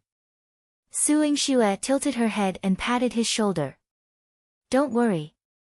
It's probably Ziwei. He's back and will protect me. Oh. Chu Yihan's tone carried a hint of displeasure. He didn't like another man protecting Su Yingxue. He believed he could protect Su Yingxue alone. Your Highness is unhappy. Su Yingxue brushed the hair from his temples, her eyes gradually becoming infatuated. She couldn't get enough of this handsome man no matter how much she looked at him. The more she looked, the more infatuated she became. Chu Yihan hummed in agreement. I can protect you very well. It's different. I have a responsibility to Ziwei. If I hadn't tricked him out of hiding at the Silver Moon Pavilion, I wouldn't have been able to keep Mother's letter. But since I did, I have to treat him well. He saved my life so many times, so I owe him. I have to help him return to a normal life. Su Yingxue's words sounded a bit naive. The corners of Chu Yihan's mouth curled up slightly. You can cure his poison, but returning to a normal life might not be possible. It was impossible for someone accustomed to killing and bloodshed to put down the knife and live a peaceful life. It was as difficult as reshaping one's entire life. Chapter 718. Suppress the two princes. Su Yingxue pressed her face against Chu Yihan's and snorted. I'm unstoppable. I'll make it happen. Cure Ziwei and let him live like a normal person. Yes, you can do anything. Chu Yihan felt helpless. So, there's another Qin Mayan outside the door. Are you responsible for him too? The Scarlet Flame King. Su Yingxue hurriedly stood up and opened the door. As expected, there was a tall and mighty man standing at the door. His well-defined facial features looked especially strong under the moonlight. Qin Mayan looked past her and walked to Chu Yihan. Are you okay? Chu Yihan's voice sounded a little lazy. You're still alive. I'll be fine. Ha! Chu Yihan, I should have stabbed you in the back yesterday, Qin Mayan snorted. Chu Yihan's tone was so rude. He regretted leaving such an opponent for himself. You want. Yesterday, you would rather die to save me. I must keep this life and continue to compete with you. Even though Chu Yihan was lying down, his aura wasn't weak. His cold and noble demeanor made people respect him even more. Qin Mayan's injuries were more serious than his, but his eyes lit up. I will wait for you to recover and fight again. A victor must be determined. I can choose not to fight in this lifetime. But you, Chu Yihan, I must defeat. Chu Yihan nodded. Sure, but there's one thing. Yingxue is already my princess consort. You don't have a chance. Today, he had used the imperial seal as a betrothal gift. Su Yingxue had accepted it, and old General Su had also agreed. His marriage with Su Yingxue was set in stone. No matter what Qin Mayan did, he could not change this fact. Qin Mayan punched Chu Yihan hard. What are you showing off for? It's not even the day of the wedding yet, how come I don't have a chance? Cough.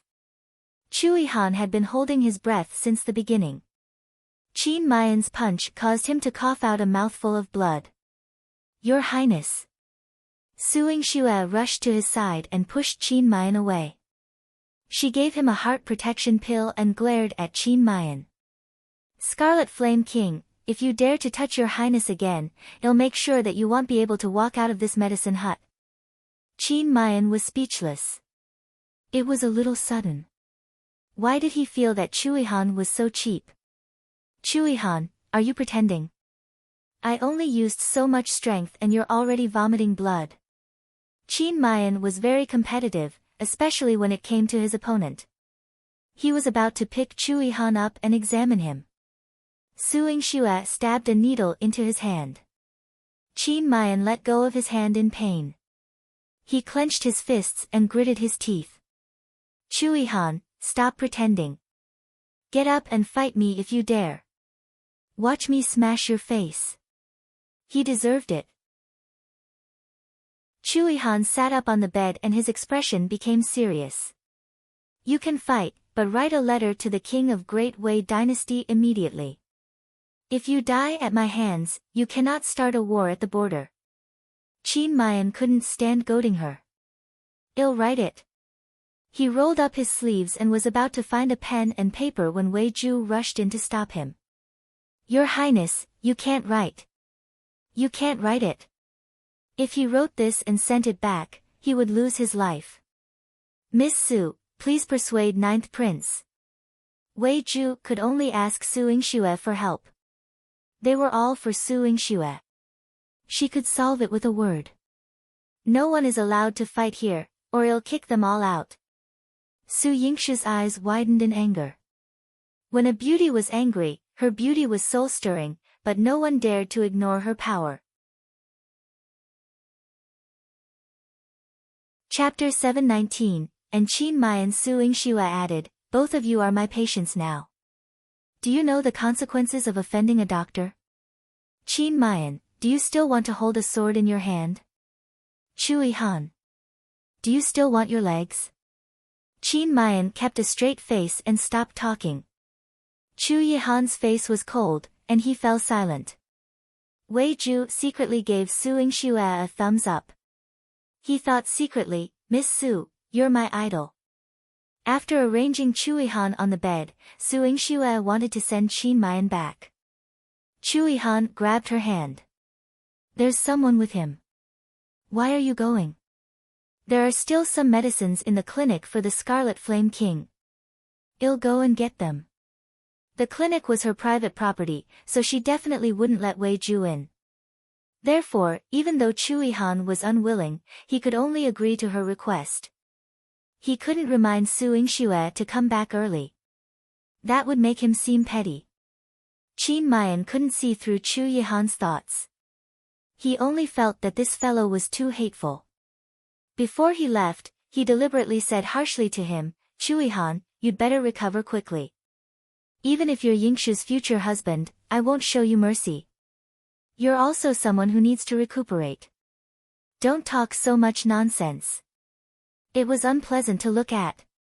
When Qin Mayan and Su Yingxue came out, he was still exhorting Su Yingxue, you must cure Chu Yihan so that he doesn't have any old injuries on his body.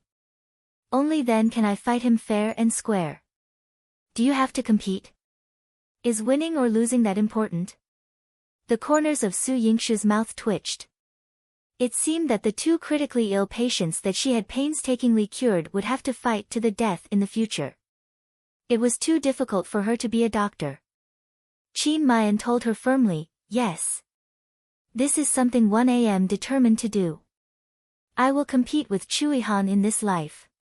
Is it more important to compete with your highness or to marry me? Su Yingxue raised her eyebrows.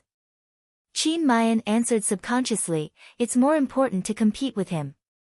Wei Ju shivered, your highness, you can't say that. Wei Ju thought to himself but remained silent. If you like Miss Su, you have to express that she's the most important person in your heart. Su Yingxue immediately felt at ease. It seems like I'm not that important to your highness. This way, she felt less guilty.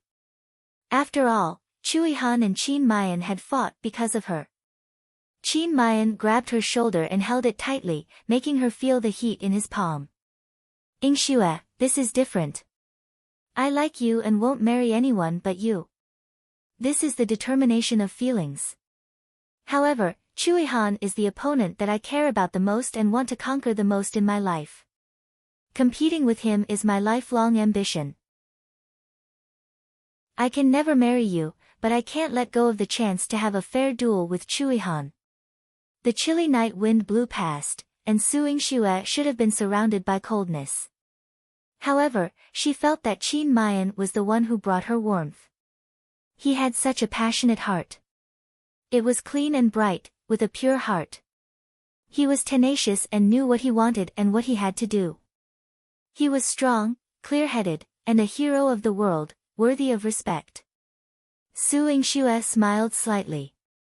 I admire the Scarlet Flame King's magnanimity. I don't wish for you to remain unmarried for the rest of your life because of me. I only hope that your wish will come true and that you will meet a woman with a pure heart in the future so that we can grow old together. No, I can't. I only want to grow old with you. Qin Mayan's eyes filled with determination. Cold and aloof, jealous Su Yingxue couldn't help but laugh. Qin Mayan was persistent. However, his persistence was adorable, and it didn't cause any annoyance. She gave Qin Mayan the medicine and then returned to Chu Yihan's side. As she entered the room, she caught sight of Ziwei. He was accustomed to lurking in the darkness, not showing himself or causing any disturbance.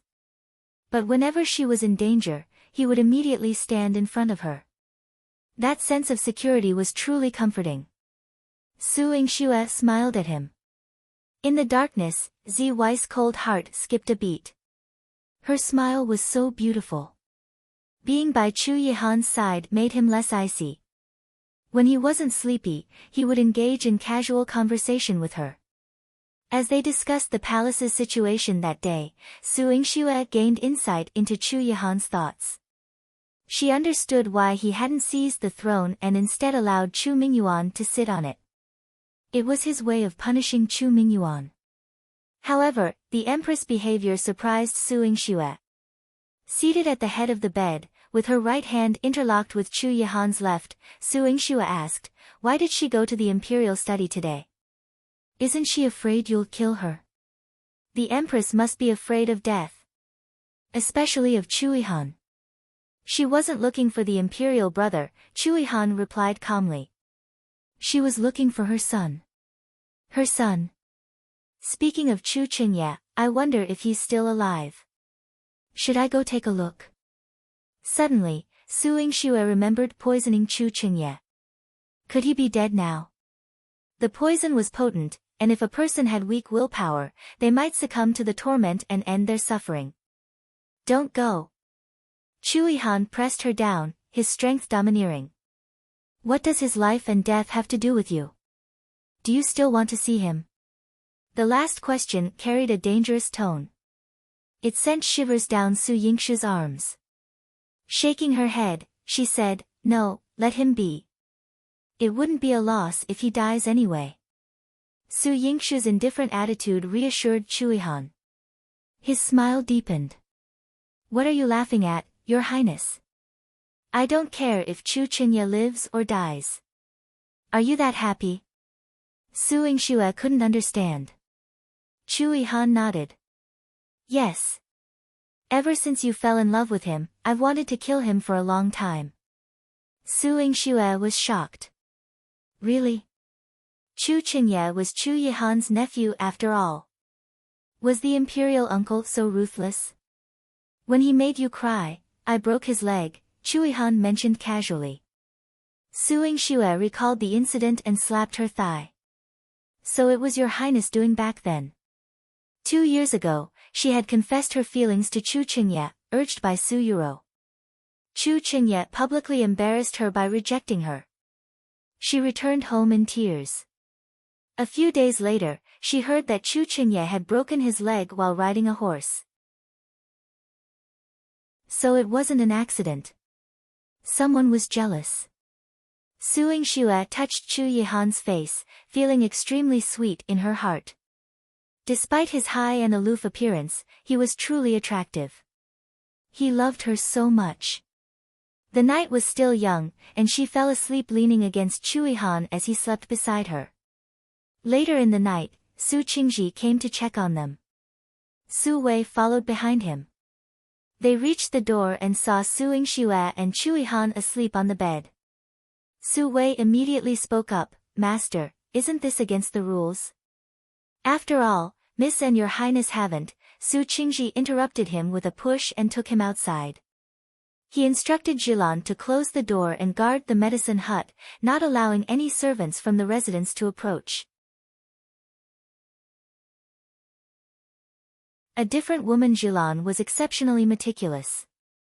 Su Qingji left with Su Wei. Su Wei wanted to say something but hesitated a few times. However, seeing Su Qingji's relaxed appearance, he did not say anything else. When they reached the ancestral hall, Su Qingji spoke. Ah Wei, do you think that I didn't letting Xue follow the rules like the other children? Su Wei nodded subconsciously.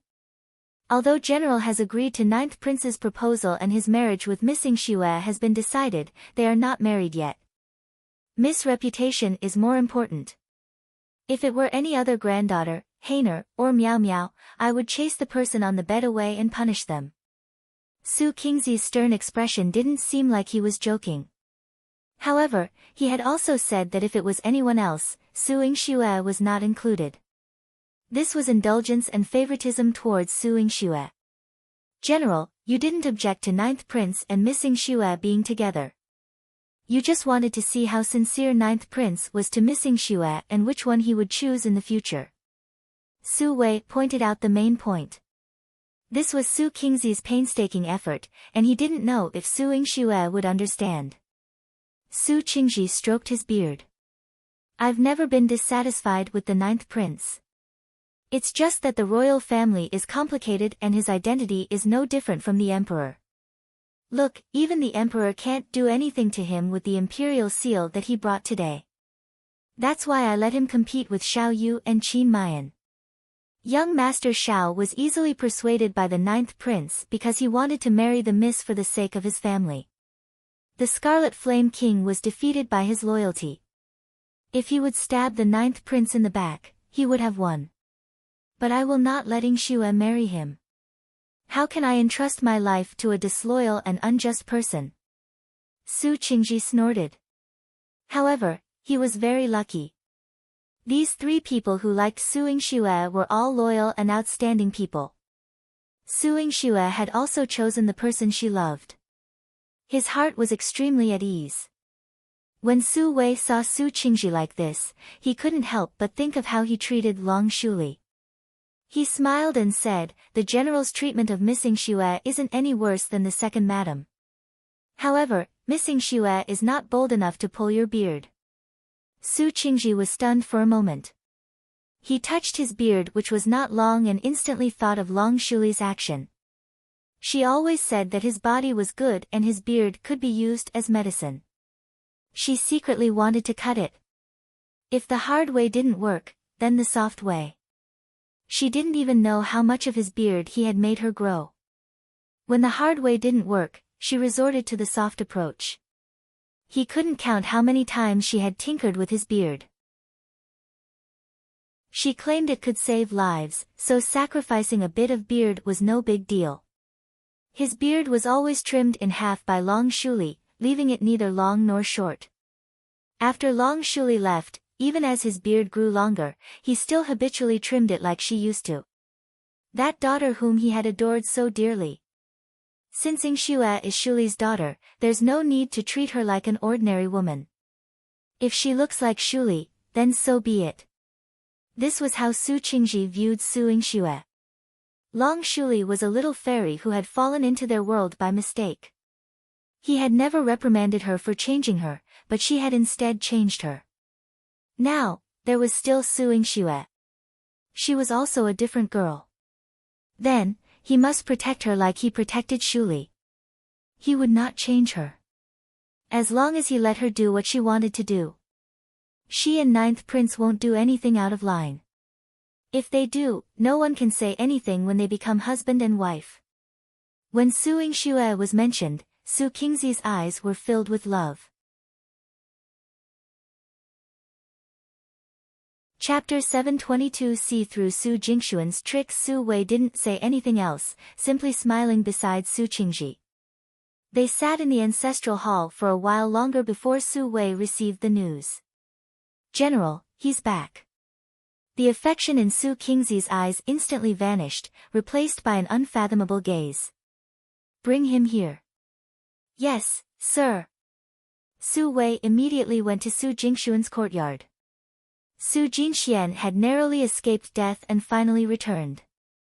Before he could even apply the golden wound medicine, he was dragged away by Su Wei. Deputy General Su, what are you doing? I'm the young master of the residence. Why are you treating me like this? Su Jinxian had fought for a day and a night, exhausted from his efforts to escape from Chu Yihan's shadow guards. Little did he know, there was such a heavy trap waiting for him here. He had thought that with Su Yingxue around, the Marquis Manor would be the most dangerous yet safest place. Su Wei forcefully dragged him to the ancestral hall and threw him in. Bang! The sound of his body hitting the ground echoed. Su Jingxuan's evil eyes darkened. Seeing Su Qingji standing tall like a pine tree, he subconsciously wanted to kill the old man. He was so biased towards Su Yingxue. And now, they had captured him and brought him here. But if he wanted to live, he couldn't afford to offend him now. He got up and knelt, putting on a very obedient look. Grandfather, I'm sorry for worrying you with my injuries. I'm unfilial. In front of me, how long do you intend to keep up this act, little brat? Su Qingji walked up to him, pressing his powerful palm on Su Jingxuan's shoulder. Su Jinxian immediately felt like his shoulder was about to break. Alt. It hurt. This was where he had been stabbed, so deep that it reached the bone. It was the most serious wound he had sustained. Su Jingxuan's eyes filled with deep hatred. Damn old man. He had barely escaped with his life, only to be met with this kind of treatment. Su Qingji, you old fart. Your injuries are not light, yet you still know how to cry out in pain, you little brat. Su Qingji took the handkerchief from Su Wei and wiped the blood off his hands. Grandfather, your grandson is injured and suffering. I hope you'll let me heal first. Otherwise, if my injuries worsen, he'll have no choice but to leave you. Su Jingxuan's rational mind told him that Su Qingji was cunning and wise. He could only feign vulnerability to gain his sympathy. After all, he was an old fox. But Su Qingzi's reaction always caught him off guard. Even if you died in front of our ancestors, there would be nothing to regret. Having an unfilial descendant like you is a disgrace to the Su family. You deserve to die. Su Qingzi's tone was stern. Su Jingxuan's heart trembled violently, a wave of humiliation washing over him. Subconsciously, he gripped the short knife at his waist. Su Qingji, you old fart. What, you still want to kill me? Go ahead, give it a try. Su Qingji said domineeringly. Su Jinxian clenched his teeth tightly, suppressing the urge to act. He lowered his head, not letting his emotions show. I wouldn't dare. Even if you wanted my life, I wouldn't complain. If you were a true man of the Su family, you wouldn't resort to such insincere speech. Learn from your mother's fake ways. Su Qingji pointed at him in disgust. If you had dared to attack me just now, I would have respected you as a man. But you didn't dare. You only know how to scheme behind people's backs, colluding with the 7th prince to harm Yingxue and the 9th prince. Su Jinxian, have you no shame? Chapter 723. The difference is so great. Su Jingxuan's muscles spasmed violently. He raised his head, his eyes full of shock. Su Qingji, you know everything. He had disguised himself so well and was so careful when he went out. Even Su Yingxue and the assassin around her did not notice him, but Su Qingji knew about it. You know everything. Su Jinxian couldn't hide his astonishment. Of course, I know everything. There is not a single corner in the Marquis of Marshall South's manor that can escape my eyes, Su Qingji replied calmly. Su Qingji snorted coldly. When you returned to the residence, I told you that if you were to be a descendant of the Su family, you would have a title. But not only were you not at ease, you even plotted against your eldest sister, colluded with the imperial family, and attempted to rebel. Su Jinxian, you're not worthy of being a descendant of the Su family until you die. Why? Why am I not worthy? Su Jinxian stood up despite his injuries. Blood splattered all over his face. In front of the candlelight, his dark eyes were filled with anger and unwillingness.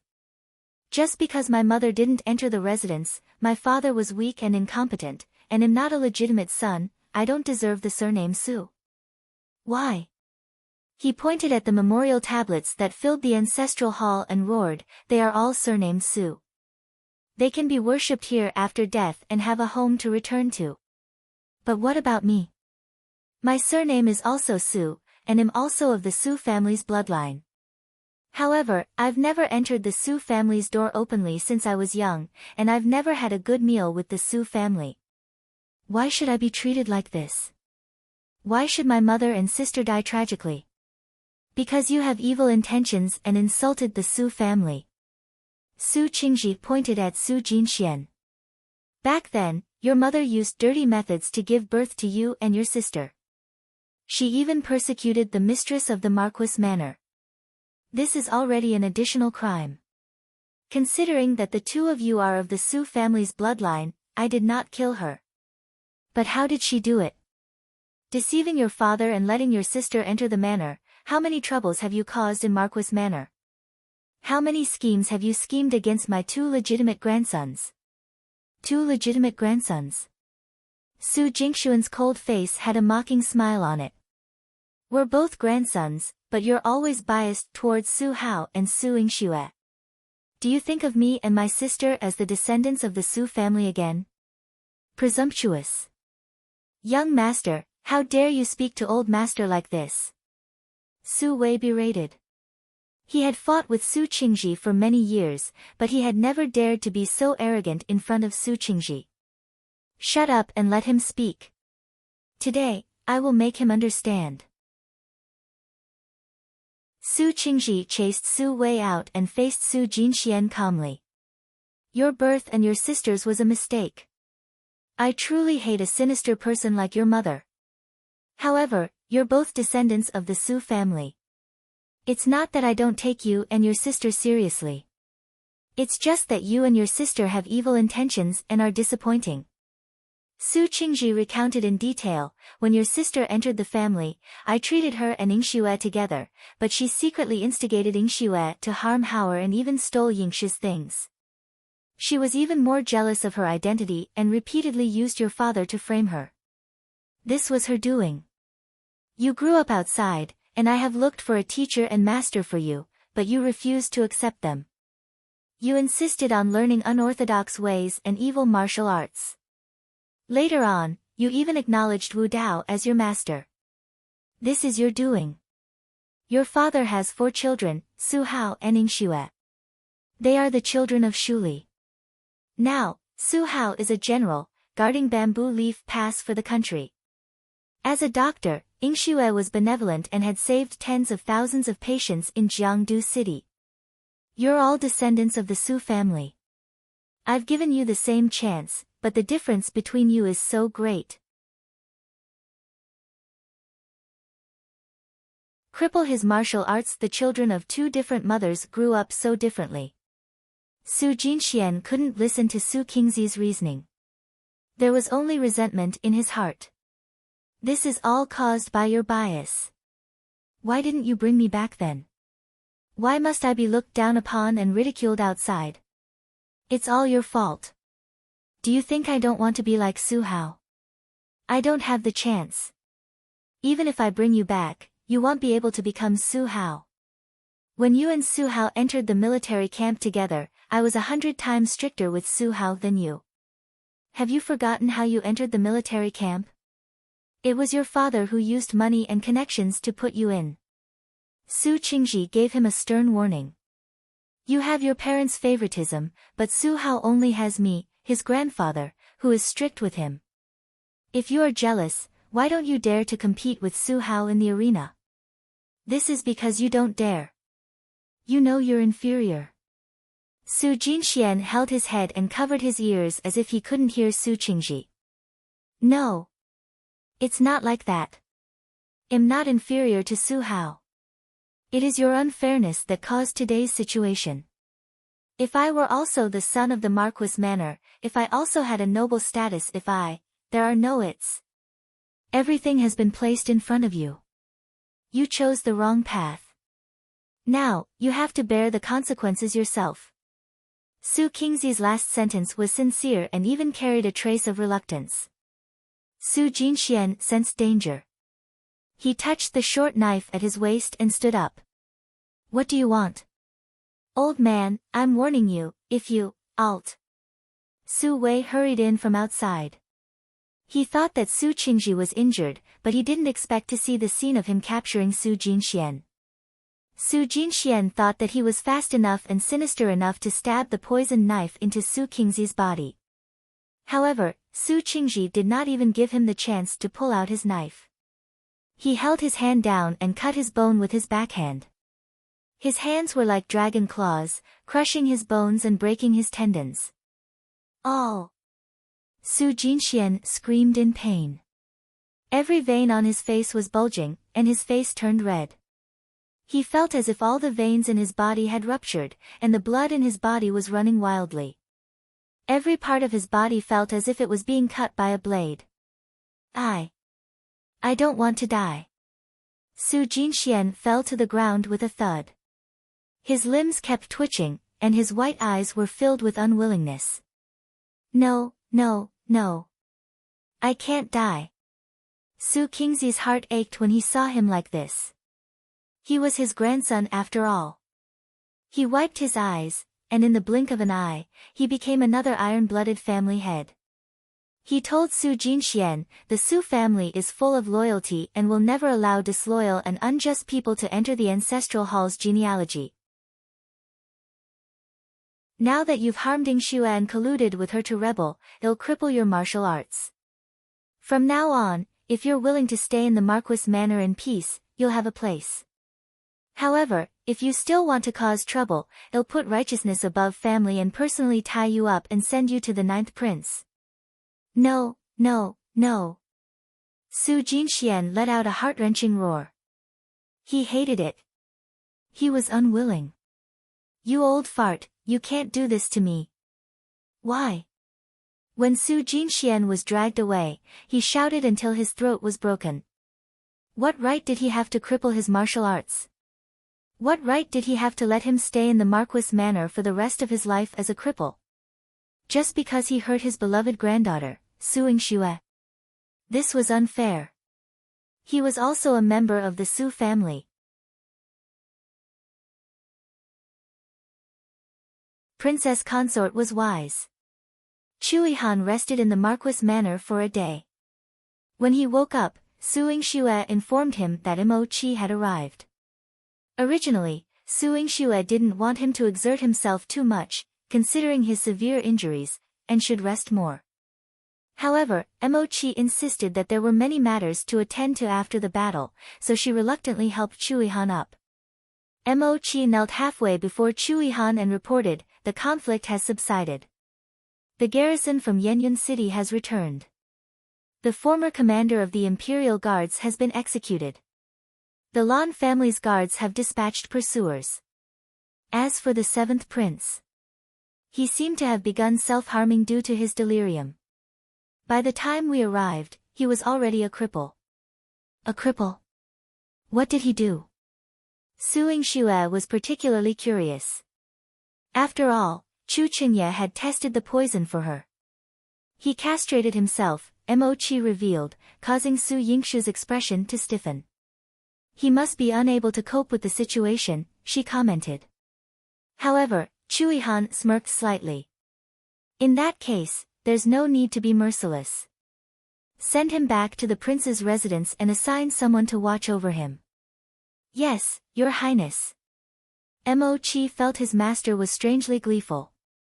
Su Yingxue was surprised that Chuihan spared Chu Qingye's life. After all, Chu Qingye had triggered Chu Yihan's bloodlust and even led troops to encircle him. Typically, in such a rebellion, the victor would eliminate potential threats. Curiously, Su Yingxue blinked at Chuihan.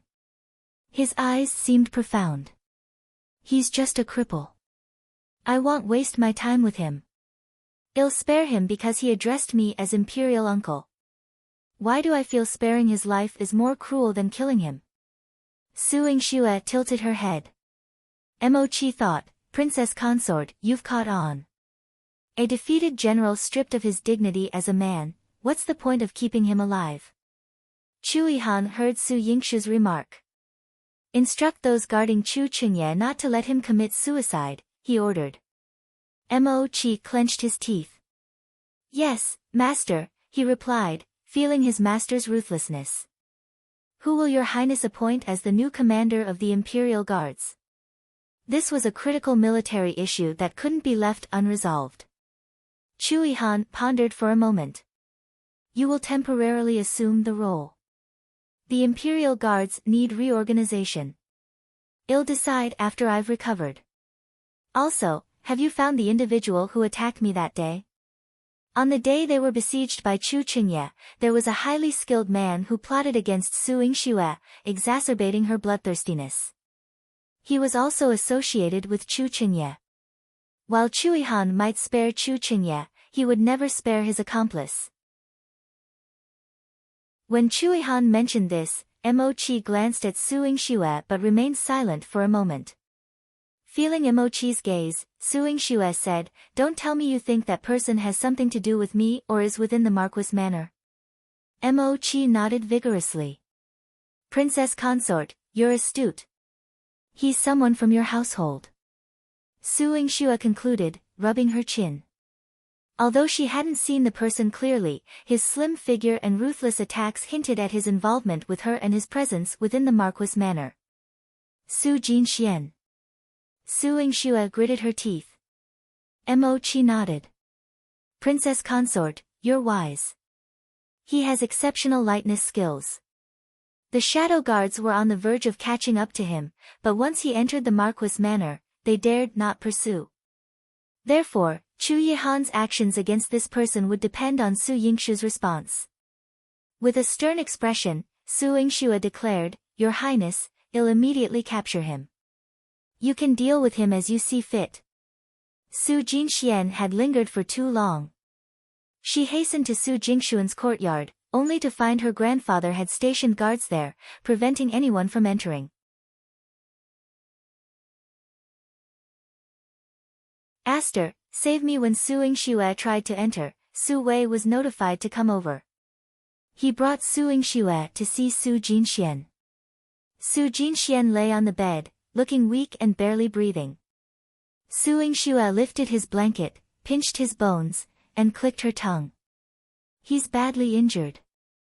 However, they didn't manage to injure Su Jinxian so severely that day. His current state, with Su Wei present, could only be attributed to Grandpa's actions. Su Wei looked at Su Yingxue. The general knew Miss would come, so he asked me to inquire if Miss was satisfied with this outcome. Can you explain to Ninth Prince? Su Yingxue was naturally dissatisfied. For someone who had tried to harm her several times, becoming a corpse was the safest option. However, after she informed Chu Yihan, he said, since he's already crippled, I'll spare his life for old General Su's sake. However, Sister Han told me he's Wu Dao's disciple. She wasn't afraid of Su Jingxuan's threat. He was just a cripple now. But Wu Dao. That was the bomb buried in her mind. Wu Dao isn't someone he can command alone, nor someone you can handle alone. Trust me, I'll protect you. Chu Yihan hugged Su Yingxue and patted her back gently. Su Yingxue pursed her lips. All right, for your highness' sake, I'll spare Su Jingxuan's life. After visiting Su Jinxian, Su Yingxue replied to Su Qingji, considering Chu Yihan's actions as giving Su Qingji a face. Su Qingji personally visited him, and then courteously escorted him out of the Marquis manor. After Su Yingxue's visit, Su Jingxuan's courtyard became off-limits.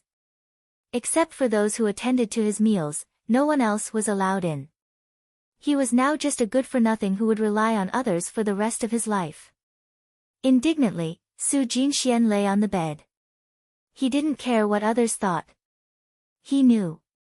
He wouldn't be so useless. Before his return, he had sent out a signal that his master would come for him. Night fell. The transition from cold autumn to winter, the beginning of frost, and the fine snow added to the chilliness of the night. Dressed in black robes, she pushed open Su Jingxuan's door. Impatiently, Su Jinxian stood up, opened his eyes, and shouted excitedly, Master!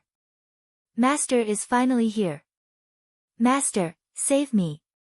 Wu Dao walked up to Su Jinxian and checked his injuries. His exceptionally cold voice rang out, your shoulder blade is shattered, your veins are all broken, and you've lost all your martial skills. You're crippled. Su Jinxian didn't care. He looked at Wu Dao with bright eyes. Master, your medical skills are much better than Su Yingshu's. You can save me. Master, please save me and let me continue to seek revenge. I promise to kill Su Yingxue. No need. It's too much trouble to save you. You can't do anything. Wu Dao sneered. Su Jinxian had collaborated with Chu Chengye. Now that the emperor was under Chu Yihan's control, and Chu Chengye was crippled, what use was Su Jinxian to them? The entire Great Qing dynasty was now Chu Yihan's world. Su Yingxue. The future 9th princess consort was equivalent to the mother of the country. Su Jinxian was no longer her match. No. Master, I'm still useful. I am still your source of blood.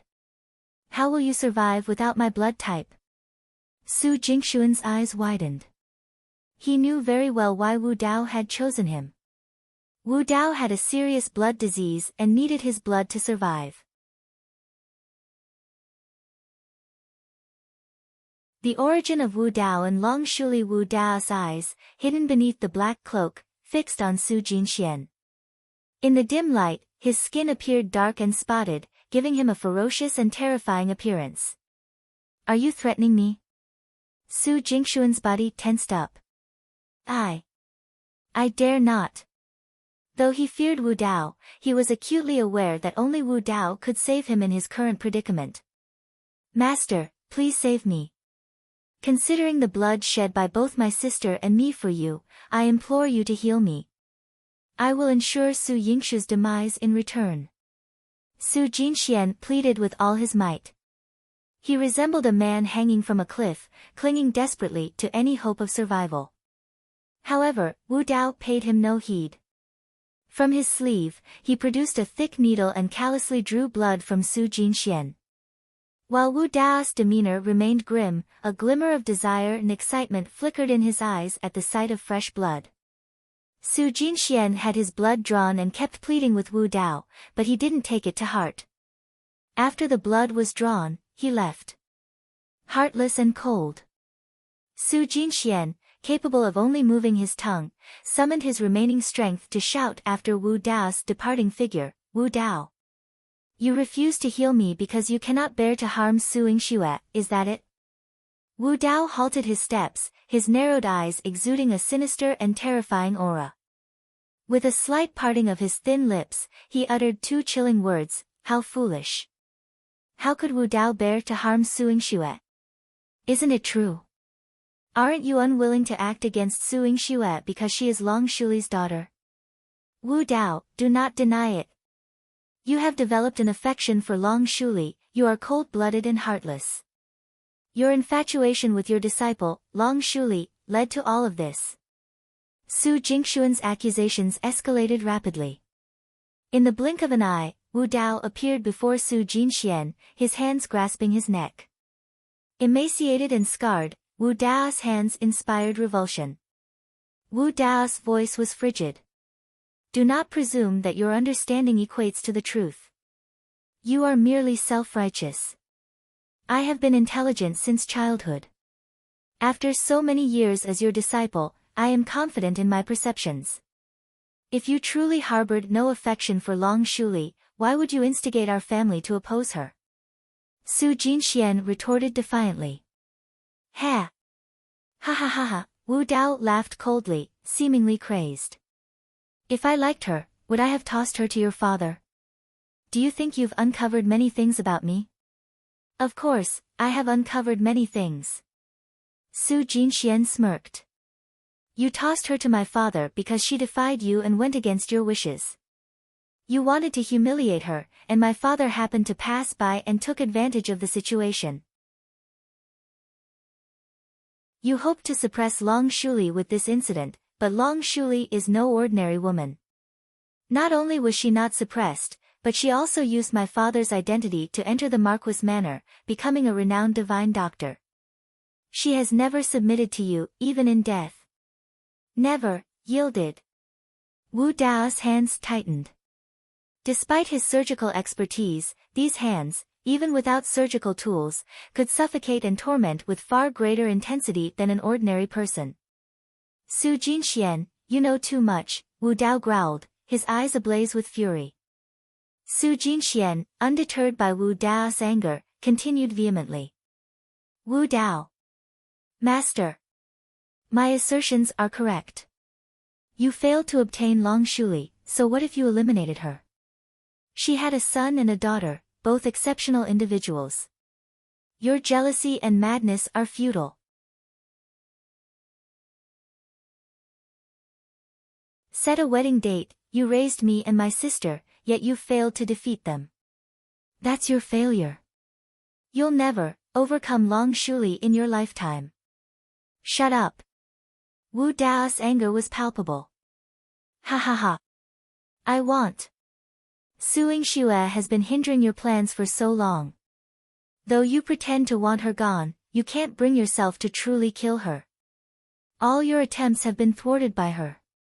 Suing Xue is no longer someone you can simply dispose of. She's the 9th princess consort, you won't be able to kill her. What a joke. Wu Dao's laughter was particularly hoarse, his mouth twisted into a cold sneer. I taught her mother. She was born in an era like yours. How could I not kill her? Then go ahead and kill her. Su Jinxian roared. It's not time yet. There's no rush. No rush, or are you afraid? You've regretted killing Long Shuli for years. So when you see Suing Xue, it's like seeing Long Shuli. Even though Long Shuli ruined your plans to conquer the 4 kingdoms and become the ruler of the world, you still can't bring yourself to kill Suing Xue. In the future, Suing Xue will surely kill you. Just like Long Shuli.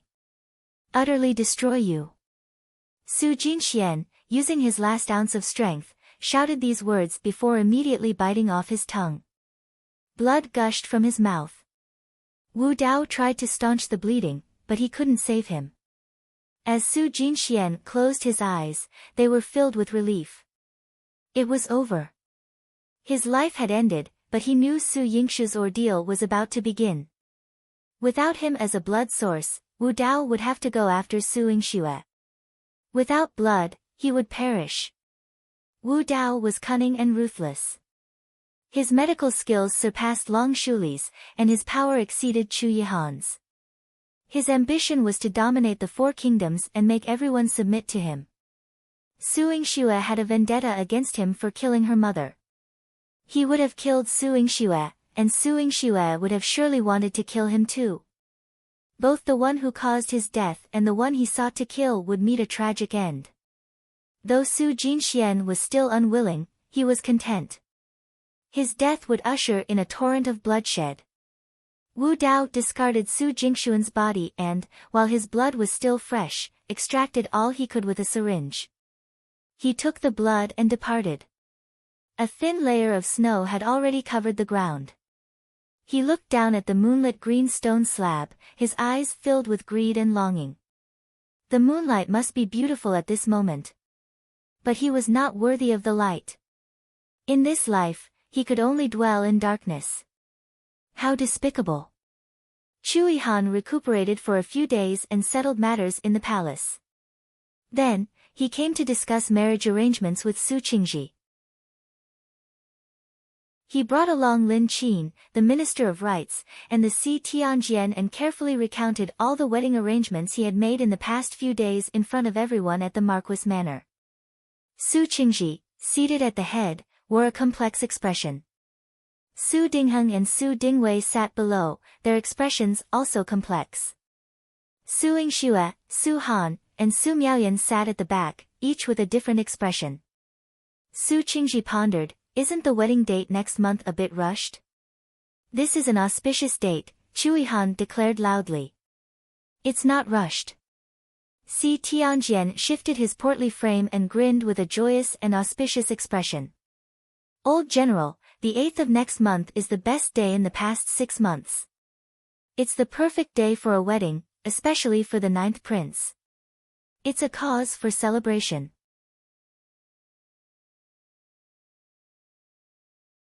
Look at how he treated Su Yingxue. Su Qingji nodded. Since Si Tianjian says so, well, do as your highness says. However, the betrothal gifts and ceremony, Su Qingji glanced at the courtyard, filled with piles of items, feeling a bit worried. Su Dingheng's hands, tucked into his sleeves, fidgeted uneasily. Your highness' betrothal gifts are quite generous. When the emperor appointed the empress, he only gave 120 betrothal gifts. Today, Chui Han had sent 360 boxes, 3 times the number the emperor had sent to the empress. Where would they store all of these if the Marquis manor wasn't spacious enough? Chui Han, unconcerned, remarked, everything I have belongs to the princess consort. It's not excessive. Su Dingheng instantly fell silent. When it came to Su Dingwei and Qin Wan, although Qin Wan was shocked, she didn't intend to speak up. However, her husband was an honest man. He said, Your Highness, there are customary procedures for your wedding ceremony. On the day of your wedding, you have to worship your ancestors and open an imperial ancestral temple. Is this too extravagant?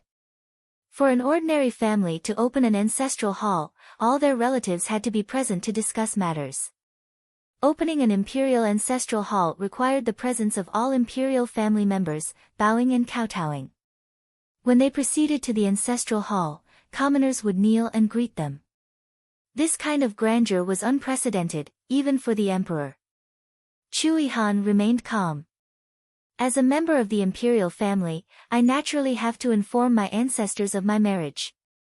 I won't make it public. All their concerns and feelings of impropriety were brushed aside by Chui Han. As Su Yingxue's elders, they had nothing to say. Chui Han's gaze softened as it landed on Su Yingxue. Is there anything else you're unhappy with? Do you want anything else? Oh my God. Lin Qin and Si Tianjian were so shocked they could barely speak. When they replied to Chui Han, they were drenched in cold sweat. When had they ever seen Chui Han smile? But the smile he directed at Su Yingxue was beyond words. How many lifetimes would one need to cultivate to see such a divine visage? Lin Qin was dumbfounded. Su Yingxue pursed her lips and shook her head. It's nothing. Chui Han could sense her indifference, and the tension around him eased. You don't have any objections? Is there something you're dissatisfied with, or are you dissatisfied with everything? His piercing gaze shifted to Lin Qin and Si Tianjian. The two immediately knelt. Please instruct us, Miss Su. If there are any shortcomings, we will rectify them immediately. Although Lin Qin had been treated by Su Yingxue before, he felt a sense of camaraderie, but now, in front of Chui Han, he had no choice but to kneel. Si Tianjian, adept at reading expressions, tried to say something to please Chui Han. Perhaps Miss Su feels that the wedding date is too distant. Chui Han's expression instantly softened. Is that what you think? I can arrange for a closer date. No need. The 8th of next month is already quite soon. Discussing marriage made Su Yingxue nervous. Su Han stepped in to ease her sister's tension. Your Highness, she's just shy. Your wedding is much more complicated than that of an ordinary noble. She's never experienced it before, so she's a bit overwhelmed. Please forgive her. Su Yingxue glanced gratefully at Su Han. What a wonderful sister. She didn't know what else to say.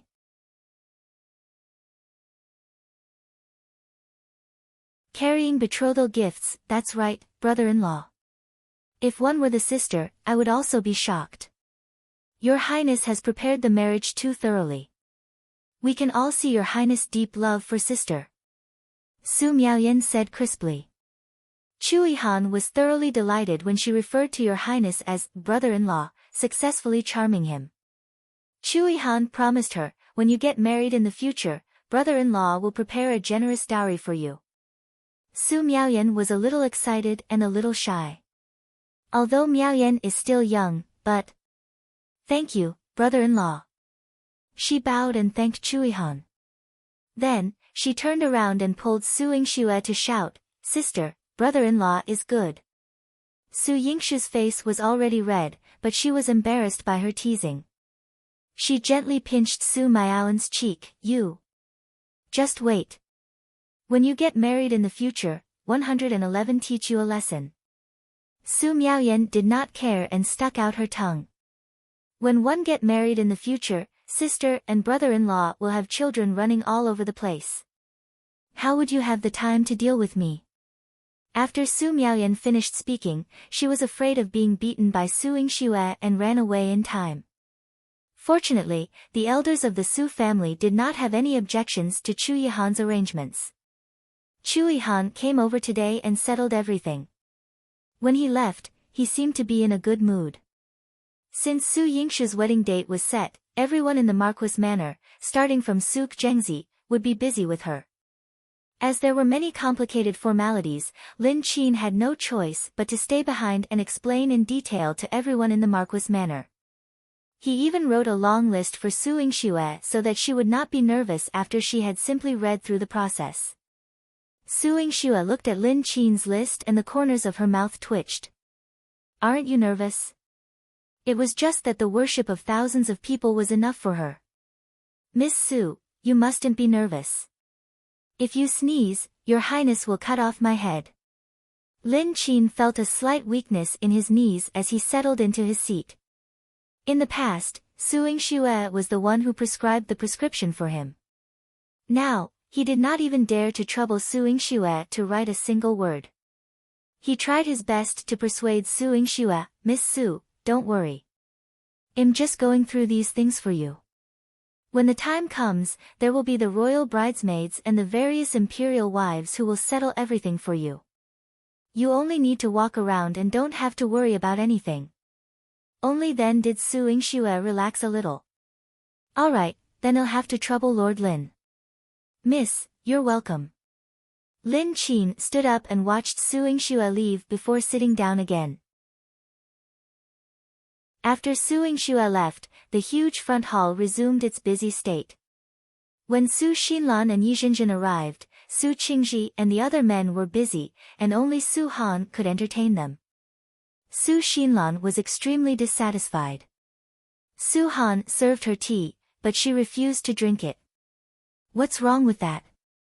Even if I'm married off, I'm still the daughter of the Marquis Manor. When I come back, I can't even sit in the front hall, yet it's still you serving tea. Where's Su Yingxue? Su Han smiled politely. Aunt, please forgive me. It's the 9th prince who came to deliver the betrothal gifts and discuss the wedding today, so Grandpa, Daddy, and second uncle are busy with Yingshu's wedding. Yingxue also has her things to do, so she can't come to see you. Please forgive me. 9th prince is sending betrothal gifts. From the entrance to the front hall, those boxes were all sent by 9th prince? Yi Zhenqin's face was filled with disbelief. Su Han nodded and replied, yes. What is it? That many? Su Xinlan's voice became sharp. That's 1 to 200 things. Why did the 9th prince give so much to Su Yingxue?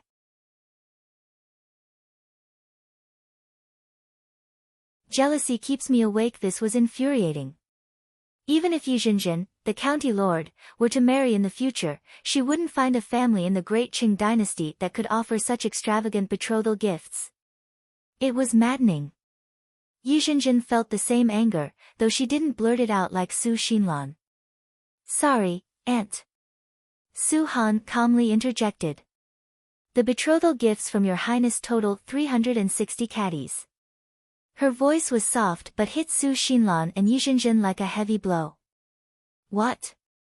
360 caddies? Su Xinlan's voice was sharp. Since the founding of the Great Qing dynasty, no one had ever presented such lavish betrothal gifts. This was unprecedented. Su Xinlan was deeply frustrated, while Yu Zhenjin seethed with jealousy. She was burning with jealousy. Observing their reactions, Su Han smirked satisfactorily and left. Once Su Han departed, Yu Zhenjin couldn't contain her agitation. Why? Why? Mother. Look at Su Yingxue. I'm also the daughter of the Marquis Manor and the granddaughter of my maternal grandfather. I've been conferred the title of County Lord. But I can't even imagine anyone proposing to me with such grandeur. Su Xinlan had already arranged a marriage for her with the youngest son of the Prime Minister's estate. When they were engaged, the Prime Minister's estate had given her 60 gifts, and she had boasted about them for a long time. However, compared to Su Yingxue, her 60 gifts seemed like a mere joke. What's the point of saying all this? The Prime Minister's estate may be esteemed by others, but to the 9th prince, it's nothing. Su Xinlan sighed deeply. Yu Zhenjin gritted her teeth, feeling wronged. Indeed, the Prime Minister's estate was beyond the reach of ordinary people. Even for a daughter of a noble family, it was a prestigious match. Initially, she thought marrying the Prime Minister's son was an honor. But now, there was Su Yingxue, her cousin, marrying far better than her, 1,000 times better. Su Yingxue was becoming a princess consort, and Yu Zhenjin would have to bow to her. Just thinking about it kept her awake at night with jealousy. Yu Zhenjin had been pampered since childhood in the Changxin Marquis Manor. Her ambitions matched Su Xinlan's. She used to be content with what she had, but now, with a comparison, she wanted more. Why was Su Yingxue able to marry the 9th prince and receive such lavish treatment? When she got married, she had to kowtow to her like an empress. What had she done? Thinking about this, she couldn't sleep for several days. She went to Su Xinlan's place to pay her respects and share her thoughts. Su Xinlan immediately rejected her, gently tapping Yu Zhenjin's head. Are you out of your mind? You want to replace Su Yingxue as the 9th princess consort. You can't just become a princess by saying so. Yu Zhenjin pouted a trace of grievance on her slightly round face. Su Han was once a regional princess. Mother, you are also from the Marquis Manor. Can you watch as your 2 elder brothers' daughters marry better than your daughter? What happened to that little bitch Su Han? Why are you competing with her? As for this Su Yingxue, Su Xinlan gnashed her teeth in hatred at the thought of Su Yingxue.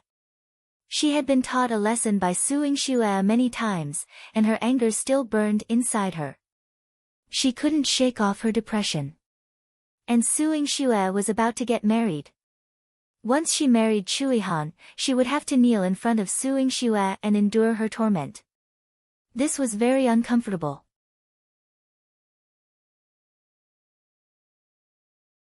Go to the 9th prince's mansion with thick skin. Yu Zhenjin had picked up some useful skills from Su Xinlan, like reading people's expressions and speaking directly to the point. Mother, don't forget how many times Su Yingxue has schooled you. What if she holds a grudge after becoming the princess consort and comes after you again? Then your mouth will have to, damn it. I'm her aunt. How dare she? Su Xinlan was both furious and inwardly alarmed.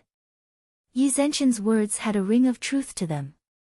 Su Xinlan was genuinely worried that Su Yingxue might bear grudges, leading to more trouble in the future. After much thought, Su Xinlan came up with a daring idea. Since she feared Su Yingxue's potential grudges, why not marry Yu Zhenjin to Chui Han as well? Even if Su Yingxue became the primary consort and Yu Zhenjin the secondary one, they would still both belong to Chui Han. Su Xinlan could then teach Yu Zhenjin how to vie for favor and outshine Su Yingxue, leaving no room for retaliation. Thus, she made up her mind. To have Yu Zhenjin marry the 9th prince, Su Xinlan was determined to make Yu Zhenjin meet the 9th prince first. The next day, Su Xinlan had Yu Zhenjin dressed up beautifully. She adorned her with all the exquisite jewelry from the Changxin Marquis Manor, including pearls, jade, and agate, making Yizhenjin look dazzling. Yizhenjin usually wore heavy jewelry. Today, she felt her neck was a bit weighed down, making it hard for her to stand. However, knowing she couldn't afford to lose face when visiting the 9th prince's mansion, she ignored the weight on her neck. Upon arriving at the 9th prince's mansion, they didn't mention Marquis Changson's mansion but instead claimed to be from the Marquis of Marshall South's manor, Su Yingshu's maternal family. Upon hearing that Su Yingshu's family had arrived, the guard of the 9th prince's mansion didn't dare to be neglectful. He promptly went to welcome them and even sent someone to inform the old steward, who dropped everything and personally greeted them. When Chui Han proposed marriage, he visited the Marquis of Marshall South's manor and memorized the faces of all the masters there. However, when he saw Su Xinlan and Yizhenjin, he was taken aback. He had never seen them before. Despite his doubts, since they claimed to be from Su Yingshu's family, he didn't dare to be rude. He invited them into the hall and served them the finest tea and snacks. With a polite smile, he asked, "May I inquire, Madam and Miss, what relation are you to the future Princess Consort? Please inform me so I can notify your highness." Su Xinlan's eyes brightened when she heard Chu Yihan's inquiry. "I'm Yingshu's aunt, and this is my daughter." She gestured towards Yizhenjin. Yizhenjin politely smiled at the steward. The steward returned the smile, but when he got a clear look at Yizhenjin, his expression froze. He wanted to ask Yizhenjin if her jewelry wasn't too heavy. However, he decided against it, swallowing his doubts and only pondering the relationship between Su Yingxue and her aunt. As he entertained them, he sought out Mo Qi to inquire whether your highness wished to meet them. When Mo Qi heard about Su Yingshu's aunt, he was confused. What brings them here? The old steward speculated a bit. Perhaps the future princess consort doesn't have a good relationship with her aunt's family? How could that be termed not good? Miss Su has reprimanded her aunt several times. Her aunt's daughter, birds of a feather flock together. She's not a good person. Even so, I must inform your highness. The old steward considered carefully. Mo Qi agreed, and he relayed the information to Chui Han. You're tuning into the Dreamy Chapters YouTube channel. We're so grateful for your support and don't forget to subscribe to join us on this incredible journey through captivating stories. Your generosity through donations truly makes a world of difference, as it's the primary source of revenue that allows me to expand and enhance this channel for you. Thank you from the bottom of my heart for being a part of this adventure.